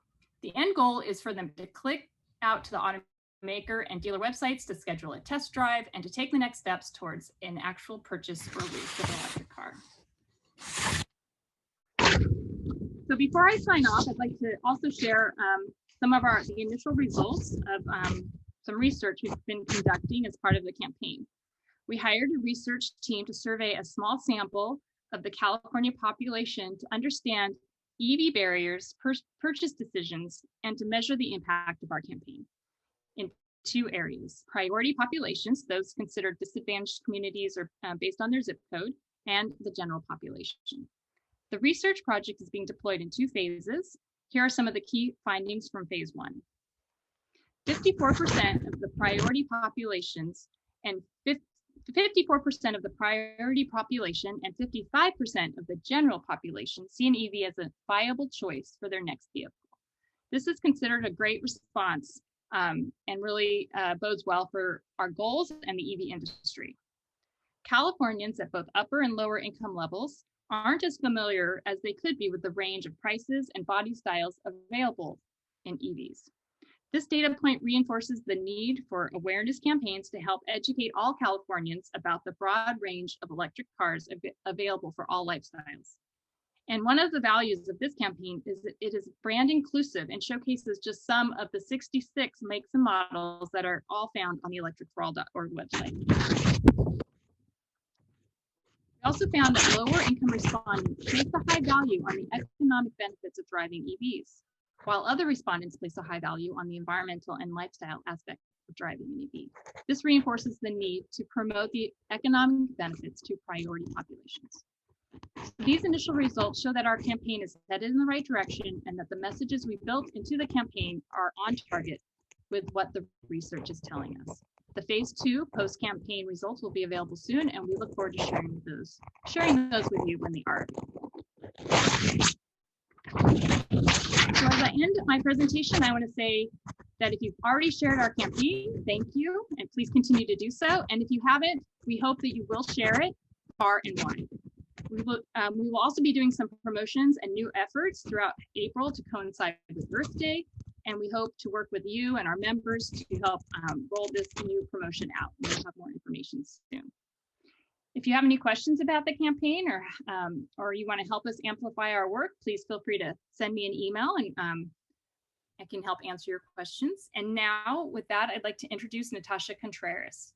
Natasha Contreras is San Diego Gas and Electric's Electric Vehicle Customer Engagement Manager, focused on generating awareness about the benefits of driving electric.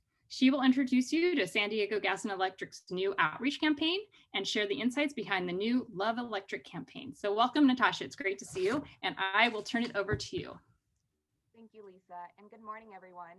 My name is Natasha Contreras, and I'm the EV Customer Engagement Manager for San Diego Gas and Electric.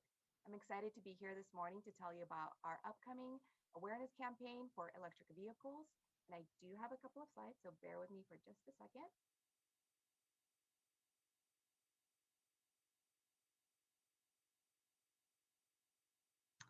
Okay.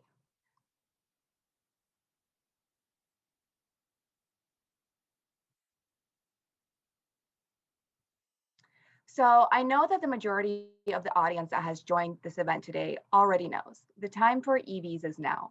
Our goal with this awareness campaign is to educate everyone else, to bust myths and break down barriers. We want our customers to be excited about considering an EV for their next vehicle purchase, and we at SDG&E want to help them along that journey. We see ourselves as a resource to learn about the benefits of not only driving electric, but loving electric. As Caroline and Estella mentioned earlier, SDG&E is committed to improving lives and communities to building the cleanest, safest, and most reliable energy company in America. This is why one of our primary campaign objectives is to help our customers understand why transportation electrification is so important for SDG&E. The next objective may be obvious. We want to increase the likeliness of our customers to buy or lease an EV in the next 2 years. Selecting your next car is a big decision, not only emotionally, but also financially, which is why we need to plant seeds of EV benefits early on, so when the time to buy comes along, the customer will be confident about choosing electric. Our third primary objective is to increase engagement with SDG&E resources like our website, which dovetails into our secondary objectives because our goal is to be that trusted EV advisor to our customers, to guide them through their purchase journey and provide information about how our special EV rates can bring down the total cost of ownership, and why range anxiety is the thing of the past because we continue to install more and more public chargers all over our service territory. So how do we get there? We began by establishing a content framework, a messaging strategy that aligns our objectives with specific content pillars. There are several barriers that we need to overcome, so we decided to focus on the top 3 first. That rather than being expensive, shed light on the fact that EVs are a smart investment. If you were able to tune in before 9 a.m. today, you may have seen the stat that there are 68 EV makes and models available on the market in the US today. Range is no longer restrictive, and we want our customers to feel confident that EVs can take them where they want to go. And of course, one of my favorite perks of driving electric, the fact that you can wake up to a full tank every morning, and if you're charging at home, and that the only reason to make a trip to a gas station is for some snacks. So let's talk about how we're going to get these messages to our customers. Our campaign is purely digital, which should be no surprise at this point, considering that it's been almost exactly 1 year since the world seemed to shut down due to the ongoing pandemic. This will be a short crash course in marketing to explain our media tactics. So we'll start off with connected TV and OTT. And if you're like me, you're probably familiar that we love our acronyms. So I'm going to walk you through what those mean. So connected TV is digital content accessed by apps like Hulu or Sling TV and streamed over the smart TVs and mobile devices. OTT stands for over the top. And the reason for that is because the content goes over your cable box to give you access to TV content. In other words, OTT advertising platforms deliver content using an internet connection as opposed to a cable or broadcast provider. If you're comparing OTT versus connected TV, you're in luck. They're exactly the same thing. Connected TV is currently one of the fastest growing channels in advertising, and it's not surprising. Connected TV ads are an effective way of reaching your target audience. They're highly targeted, unskippable, trackable, and are guaranteed to make an impact. Next, we have programmatic video. This is a form of traditional television advertising with a data-driven slant. Certain TV ad slots are made available for programmatic purchase based on audience data, which gives us the opportunity to better target viewers, thus resulting in automatic and efficient TV ad buying. We're also going to try out conquesting. If you're not familiar with the term, no worries. It means bidding on your competitors, or in our case, collaborators, keywords so that when consumers search for their name, our ads will show up in their search results. So in our case, this means retargeting viewers on linear TV that are getting ads from other brands in the industry to educate them on benefits of driving electric, such as total cost of ownership, makes and model options that offer plenty of range, and of course, the availability of chargers.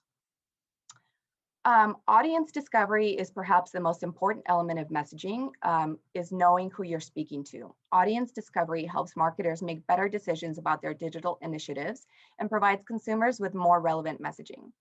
Honing in on which audience are engaging with the campaign the most, which audiences that we need to engage with are lagging, and what can we do to fix that? This exercise will help us identify potential audience segments that we can tailor our messaging strategy to, such as purchase intent, interest in renewable energy, commute distance, home ownerships, etc. And then finally, there's the traditional platforms like YouTube, Pandora, Facebook, and Instagram, where we'll be placing our specially designed ads, targeting consumers who have already expressed interest in EVs or who are actively researching EVs, catching them in the moment.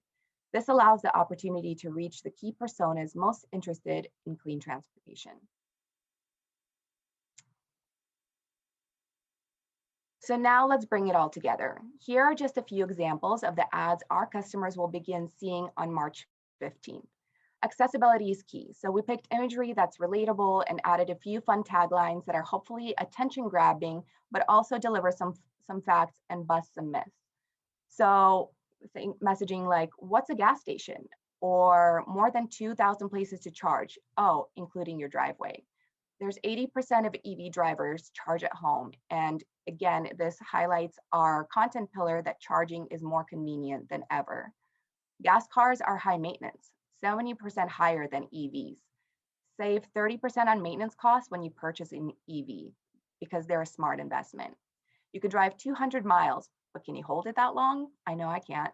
EVs can take me where I want to go. Again, so you could kind of see it all coming together with the messaging and the taglines. And we also did develop some 30-second ad spots, which will be running on the platforms that I mentioned earlier. This first video that I'm going to play is called There's One, and it highlights the messaging of charging is convenient, the range anxiety is not an issue, it's available today. Why would anyone drive an electric vehicle? There's no place to charge them. Hey, look, there's one. Yeah, that's one. And there's one. We're in an area Oh, there's another one. With about 2,000 charging stations in the area. Look at that one. Oh, there's one. Do you see that one? Yep, got it. Not to mention your home. You can grab a charge whenever, wherever. There's no place to charge them. You're really enjoying this, aren't you? It's time to love electric. All right, so that's one of our 30-second spots. The next one that we're going to play is titled Car Seats. And the focus is on changing the customer's mind frame from EVs are expensive to EVs are a smart investment. Today's electric cars cost less to maintain and less to fuel. Add that to the big state and local incentives, we're talking thousands, and you can see how smart going electric can be for your budget. Car Seats lets consumers know that EVs are a great option for growing families, not just because of the different sizes and options, but because they're economical too.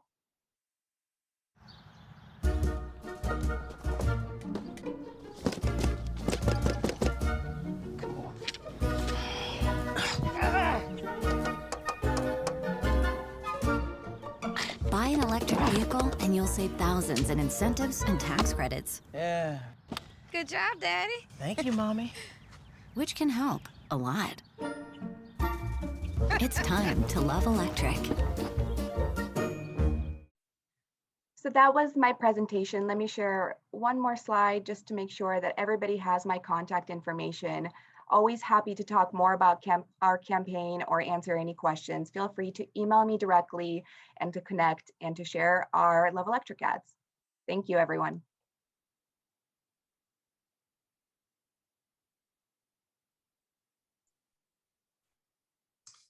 Thank you, Lisa, and thank you, Natasha, for briefing our guests today on our respective EV awareness campaigns. It's really important to understand the multi-dimensional nature of the campaigns and not only how they get attention and get eyes on people, get eyes on EVs, but also how they're designed to work hard and really drive results. So we appreciate those overviews. So Veloz is very excited to introduce Dr. Kelly Fleming, our next guest speaker. Dr. Fleming is the policy director for the newly created Zero Emission Transportation Association, or known as ZETA. Kelly is an expert in energy technology with specializations in transportation energy and energy policy. She's an active in the promotion of equitable and inclusive science and engineering, both in the lab and in the field and in their application. And a fun fact is that Kelly and I both spent time at UC Davis. Kelly was a staff member at the UC Davis Policy Institute, which is part of the Institute of Transportation Studies. So we're delighted to have you, Kelly. Welcome to Veloz's Summit. Thanks so much. Let me try to share my screen because I have some slides. Great. Thank you so much for that lovely introduction. Today, I'm going to be talking about what the Zero Emission Transportation Association, or ZETA, is and what federal policies we are advocating for. So ZETA is the first industry coalition of its kind dedicated to zero emission transportation. We have a membership model, and our members are over 50 companies, including those involved from, I call it cradle to grave, of the full life cycle of electric vehicles. So you can see some of our members on the right. We've added a few since then, but it includes mining companies, battery manufacturing and recycling companies, charging equipment manufacturers, utilities, charging companies, and EV manufacturers. And we're advocating for an ambitious goal of 100% zero emission vehicle sales by 2030 in light, medium, and heavy duty space. So we realize this is really highly ambitious. It's a little even more ambitious than the executive order that Gavin Newsome signed. But we would rather advocate for a goal in 2030 and miss it by a little bit than advocate for a goal in 2040 and miss it by a little bit. So we advocate as a nonprofit. We have a 501c3 and a 501c4 wing. So the C4 lobbies and the C3 wing is more of an education fund where we help educate on the benefits and barriers of transportation electrification at the federal level. Today, I'm going to talk about our policy platform. So we've developed 6 policy pillars to achieve the 2030 goal, including light duty, medium and heavy duty, charging infrastructure, domestic manufacturing, emission standards, and federal leadership. So starting with light duty consumer adoption, as we've heard throughout the day, consumer incentives are critical at this phase of technology adoption, particularly for low to moderate income households. So we are proposing some federal consumer policies and reforms. These are the 4 under this pillar. So we'd like to see the manufacturing cap removed and extended until the upfront costs are reaching cost parity or the costs are more affordable. We also want these credits to be more equitable. So we'd like to see the point of sale rather than a refundable tax credit, which helps people who don't necessarily have a high enough taxable income to benefit from the credit. And we'd also like to see a credit for previously owned vehicles, and that'll help turn the market over more quickly. We also have a bold goal for medium and heavy duty trucks to be zero emission by 2030. And that's going to require some additional incentives because it's not quite there yet. And as we've heard today, frontline and disadvantaged communities are especially burdened by pollution from medium and heavy duty vehicles. So if we can accelerate this transition, we can also improve health at a quicker rate. So these policies are listed here. We want to expand tax incentives for investment in zero emission vehicles in the heavy duty and medium duty sector. And that also includes removing some burdens like the excise tax, which is 12% on trucks. And we want to accelerate the adoption of electric buses following California's lead through pending legislation like the Clean School Bus Act and the Green Bus Act, which are have been introduced in the House and the Senate, and we would like to see that go through and be signed by President Biden. Similarly, and something that the Biden administration has also made big commitments to is implementing a charging program in the United States. So Zeta's laid out what we're calling the National Charging Initiative. This is the largest platform because there's a lot to do in this space to support light and medium and heavy duty electrification. So don't be intimidated, there will be a lot of words on here. So we're largely advocating for the expansion of tax incentives to include electric vehicle charging infrastructure. And we'd like to see these programs prioritize frontline communities in the forms of grants and financing for EVSE equipment. So there are several existing programs for energy, including the Rural Energy Assistance Program, or REAP. And we would like to see EVSE equipment included in those. We'd also like to see building codes upgraded and financing programs that include and target multi-unit dwellings. And as we've discussed, this is particularly important in cities where a high percentage of people live in multi-unit dwellings. And it's also critical for the electrification of transportation network company, where a disproportionate amount of drivers live in cities and live in multi-unit dwellings. Our fourth pillar our third pillar. Am I on our third?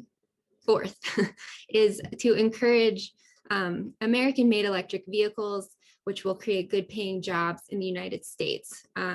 So we'd like to expand tax incentives for creating manufacturing jobs here, specifically for charging equipment and batteries, as well as expanding grant and financing programs and research in the United States at the Departments of Energy and the Departments of Transportation.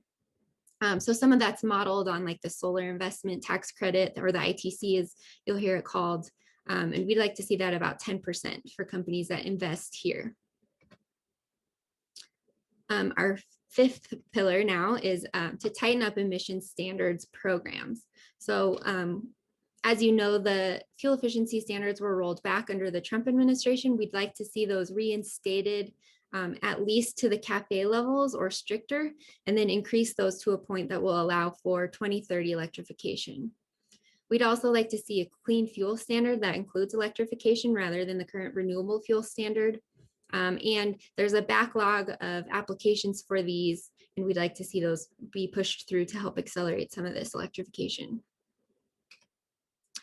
And finally, our last pillar is federal leadership, and that means utilizing federal priorities to deploy and scale the EV market and infrastructure. So we're happy to see the Biden administration has already started on some of these recommended policies. He's signaled by his appointments and his priority list that this is a federal priority.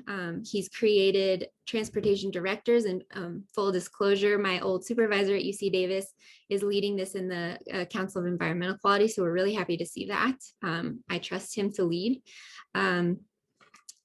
Biden has also said that he will sign an executive order to electrify the federal fleet. As we've seen a couple weeks ago, unfortunately, the USPS, which makes up about 200,000 of those vehicles, are not committed to be electric, but we're working with Congress to revisit the issue and create some funding and legislation that will help push those towards electric vehicles.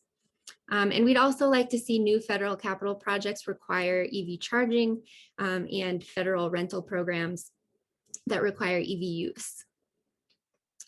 And so with that, I'm happy to take questions if we have time, or you can email me at this email address. And if you'd like to get more details on our policy platform, you can go to the website shown here. Great, thank you. Do you have time for maybe one or two questions, Kelly? Yeah, I'm going to stop sharing. Okay, wonderful. Well, I'm looking at the Q&A and Darren asked, Kelly, you had said you have recyclers in Zeta. How does Second Life recycling and used EVs promote or not the adoption of EVs? So we're going to need more materials in order to deploy 100% EV sales by 2030. So we would like to see as much of that to be domestically sourced as possible and recycled as possible, so that we can help, regulate the environmental and labor standards of that. And so we're happy to have those members join our coalition and push for the adoption of electric vehicles. Wonderful. Well, thank you so much for joining us today. Thank you for your thoughtful presentation. And we're really excited about the work that you and your team at Zeta are doing and look forward to partnering with you going forward. Thanks so much for having me. So we just have a few minutes left and we are excited about our closing speaker, Tom Steyer. Next Gen California is a founding member of Veloz, an important supporter of the transportation electrification mission. Veloz provides a unique link between public and private sectors with the same goal to a zero emissions future. We invite those interested in finding out more about our membership opportunities to contact Muni Krishna, our Strategic Partnerships Director. She's the woman that facilitated the panel this morning. Our next summit is on July 13th for members only, and we will once again provide our members an opportunity to network and connect with each other and discuss the most relevant ZEV topics. So you can learn more about that on veloz.org. So now to our closing speaker. Hi, Tom. Josh, how you doing? Nice to see you. Tom has left his successful investing business to give his own money, time, and energy to fighting for climate change, working for racial justice, and helping secure better lives for all Americans. Most recently, Tom was a former Democratic presidential candidate. In 2020, served as a co-chair for Governor Newsom's Business and Jobs Recovery Task Force. He co-chaired Vice President Biden's Climate Engagement Advisory Council to help mobilize climate voters. So we're thrilled to have him provide us with closing remarks. Welcome, Tom. Josh, thank you so much. And let me say, it is such a pleasure to be here with so many old friends and so many old friends who have been involved in the push for electric vehicles and ZEVs from the very beginning. And I think it's only fair to say that we are at an inflection point in this progress. If you look at the announcements that have come out of the federal government, some of which we were just describing, but in the context of 100% net neutral carbon emissions by 2050, when you look at the announcement last summer from Governor Newsome about no sales of internal combustion driven cars after 2035 in California, when you look at the announcement from GM this year in the context of a company which had been fighting against the CAFE standards through most of 2020. And that's emblematic of a huge change in the private sector.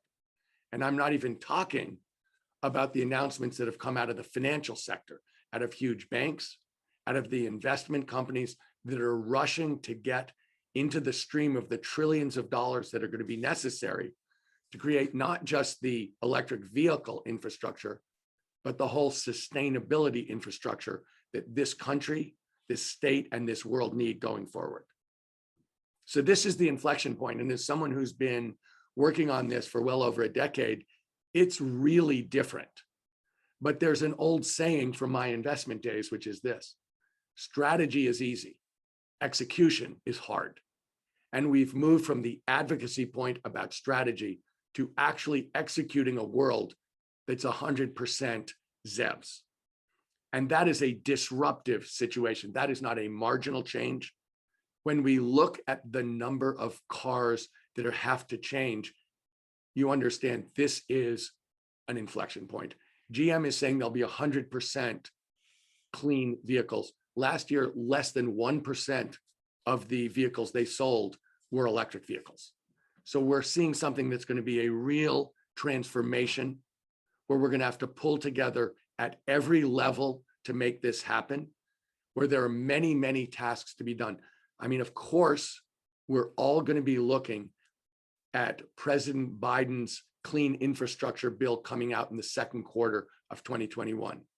That will be the framework in many ways for the infrastructure for electric vehicles, the charging stations, the clean grid, closing the digital divide, and on and on. But the state of California has, I believe, a renewed push towards electric vehicles and towards sustainability in general. Right now, there's a bill from Robert Rivas pushing to provide money so that small municipalities can buy electric vehicles. There's a $1 billion infrastructure proposal in the legislature to provide the infrastructure for EVs. And if you look at the money from the private sector, I was talking about all of the investors who I'm talking to and all of the companies who have a renewed excitement around clean energy and electric vehicles. Ford Motor Company committed to $29 billion between now and 2025 going towards electric and self-driving vehicles. That's one company. It's all of these changes are emblematic and part of a huge swing from this inflection point going forward. And I know that our own bank, the bank that Kat Taylor and I started, the nonprofit bank, Beneficial State Bank, is working with the state of California to provide car loans to low-income families specifically for electric vehicles, because we know that this is something that's going to happen at every part of society. It can't just be the $100,000 vehicles. This is going to have to go to at every price range to every family in California. So what does that mean for us? It means it's an all hands on deck moment. We live here. We know what those fires were like last summer. We know this is something that is continuing to get worse. So we don't really have a choice. The natural world is telling us we don't have a choice about this. And frankly, the technology is here. It'll get better, but we can do this. The cost curves will change. Electric vehicles will cost less upfront than internal combustion driven vehicles. The politics have changed, including the politics of Republican voters. 2 weeks ago, the American Petroleum Institute, probably the last and most powerful denier of climate change, was talking about putting a price on carbon, implicitly acknowledging that they're denying climate was a thing of the past, that we actually have to deal with it, and they're only talking about the best way. That is the last denier leaving that ship. And in terms of finance, all of the things are lining up for us to succeed. And I'm speaking to an organization dedicated to the future of electric vehicles. And you know better than anybody else, this is not an eat your gruel moment. This is not telling your kids it's going to taste bad, but it's good for you. In fact, this is a huge opportunity for everybody on this call. This is a huge opportunity for the state of California in particular. Last year, #1 export from the state of California, electric vehicles. There are people associated with this group who are headquartered in different continents from the United States, not just in California, but different continents. This is a global effort for sustainability and for clean transportation in particular. And we know in California, transportation, 41% of our greenhouse gas emissions, the largest single contributor to greenhouse gas emissions from the state of California. So we know as we look forward, this is a gigantic opportunity as a state, as a country, as a globe. And the last thing I'll say is this. I started by saying this is an inflection point. This is really different. I remember 10 years ago, a friend and I went to the UN to listen to climate speeches around Climate Week. And we heard 5 people in a row say the same thing. They said, the time for talking is over, now we need to act. Well, that day at the UN, the ironic part was all they did was talk. But we're through the inflection point. The people on this call know it's now all about action. It's all about execution, and how the people on this call behave and the smart decisions that we take moving forward to a very large extent will determine whether the planet is healthy and safe for human beings going forward. So I want to thank everybody here for what you've done to get us to this inflection point. But now we know we have to double down and really make it happen. Thank you very much. Thank you so much, Tom, for your insights, for joining us today. Thank you for being a founding member of Veloz. Would you entertain one question from our group? Absolutely, happy to. So you spoke at the end about it's all about action. So what would you ask the Biden administration? What would be the one thing you would ask of them to accelerate the adoption of EVs? That's our mission at Veloz. That's a big part of presidential platform and the Biden administration goals. So what would be the one thing you would ask? Look, so Josh, to be fair, I'm going to mention two things. First of all, we need to see what that clean infrastructure bill looks like, because that is the government's job is to provide a framework where private industry can succeed. So in fact, we need them to make a huge commitment to this so that companies, look, we all know, if you guys build the best electric vehicles in the world and there's no place to plug them in, that doesn't help. Right. If you build the best electric vehicles in the world and we plug them into a coal-fired power plant, it's marginally better, but it doesn't get us anywhere close. We need them to make a huge commitment to the infrastructure so the people in this room can provide the products so we can have clean transportation. But let me say this, if they do that, look, as Americans, we're 15% of the greenhouse gas emissions. We need this country to make a commitment in terms of the infrastructure, in terms of the private sector, to prove we're all in, so that when we look forward to Glasgow in November of 2021 and the follow-up to Paris in 2015, the United States has the credibility to be part of the leadership to push the whole globe in the right place. So this is, to a very large extent, what is substantive is also symbolic, and is basically saying, you know, I didn't mean to be rude to the UN, but we're past talking. We've made an absolutely irrevocable commitment to a sustainable, healthy, safe world for the people of this planet. And as a result, we're asking everybody else to do that with us, and we'll help you do that. We'll provide the different things that we have, like technology and finance, so that the rest of the world can do what we're doing. And it's not eat your gruel. This is better products at lower prices that allow us to live safely and in a healthy fashion. That's wonderful. So if I was to sum it up into a hashtag, it would be Go ZEV Infrastructure Now. Thank you so much, Tom, for joining us today and participating in our summit. We really appreciate you taking the time. Well, I appreciate all the work that the people on this call have done and how central you all are to really creating a future for all of us. I am so appreciative and respectful. Great. And we're just getting started. Thank you so much. Have a wonderful day. See ya. I now want to give a special shout out and acknowledge and thank our communications director, Margaret Moore, who is the program lead for today's summit series, and the rest of Veloz staff, Lisa Kilodikis, Muni Krishna, Madison Pendergraph, for all the hard work on imagining and executing today's summit. So good job. Now, just with a few closing notes, please mark your calendars for Veloz's remaining 2021 summits. On July 13th, as I noted before, we will have a members-only summit. So Veloz members, please mark your calendars and reach out to us if you'd like to be considered for the agenda. If you're not a Veloz member, we invite you to become a member. Reach out to Muni Krishna. I think she's provided her contact information in the chat box. For all attendees, please hold on your calendars our next public summit, which is scheduled for November 4th. And with that, I want to thank you for joining us today, and we look forward to seeing you all again real soon. Thank you so much.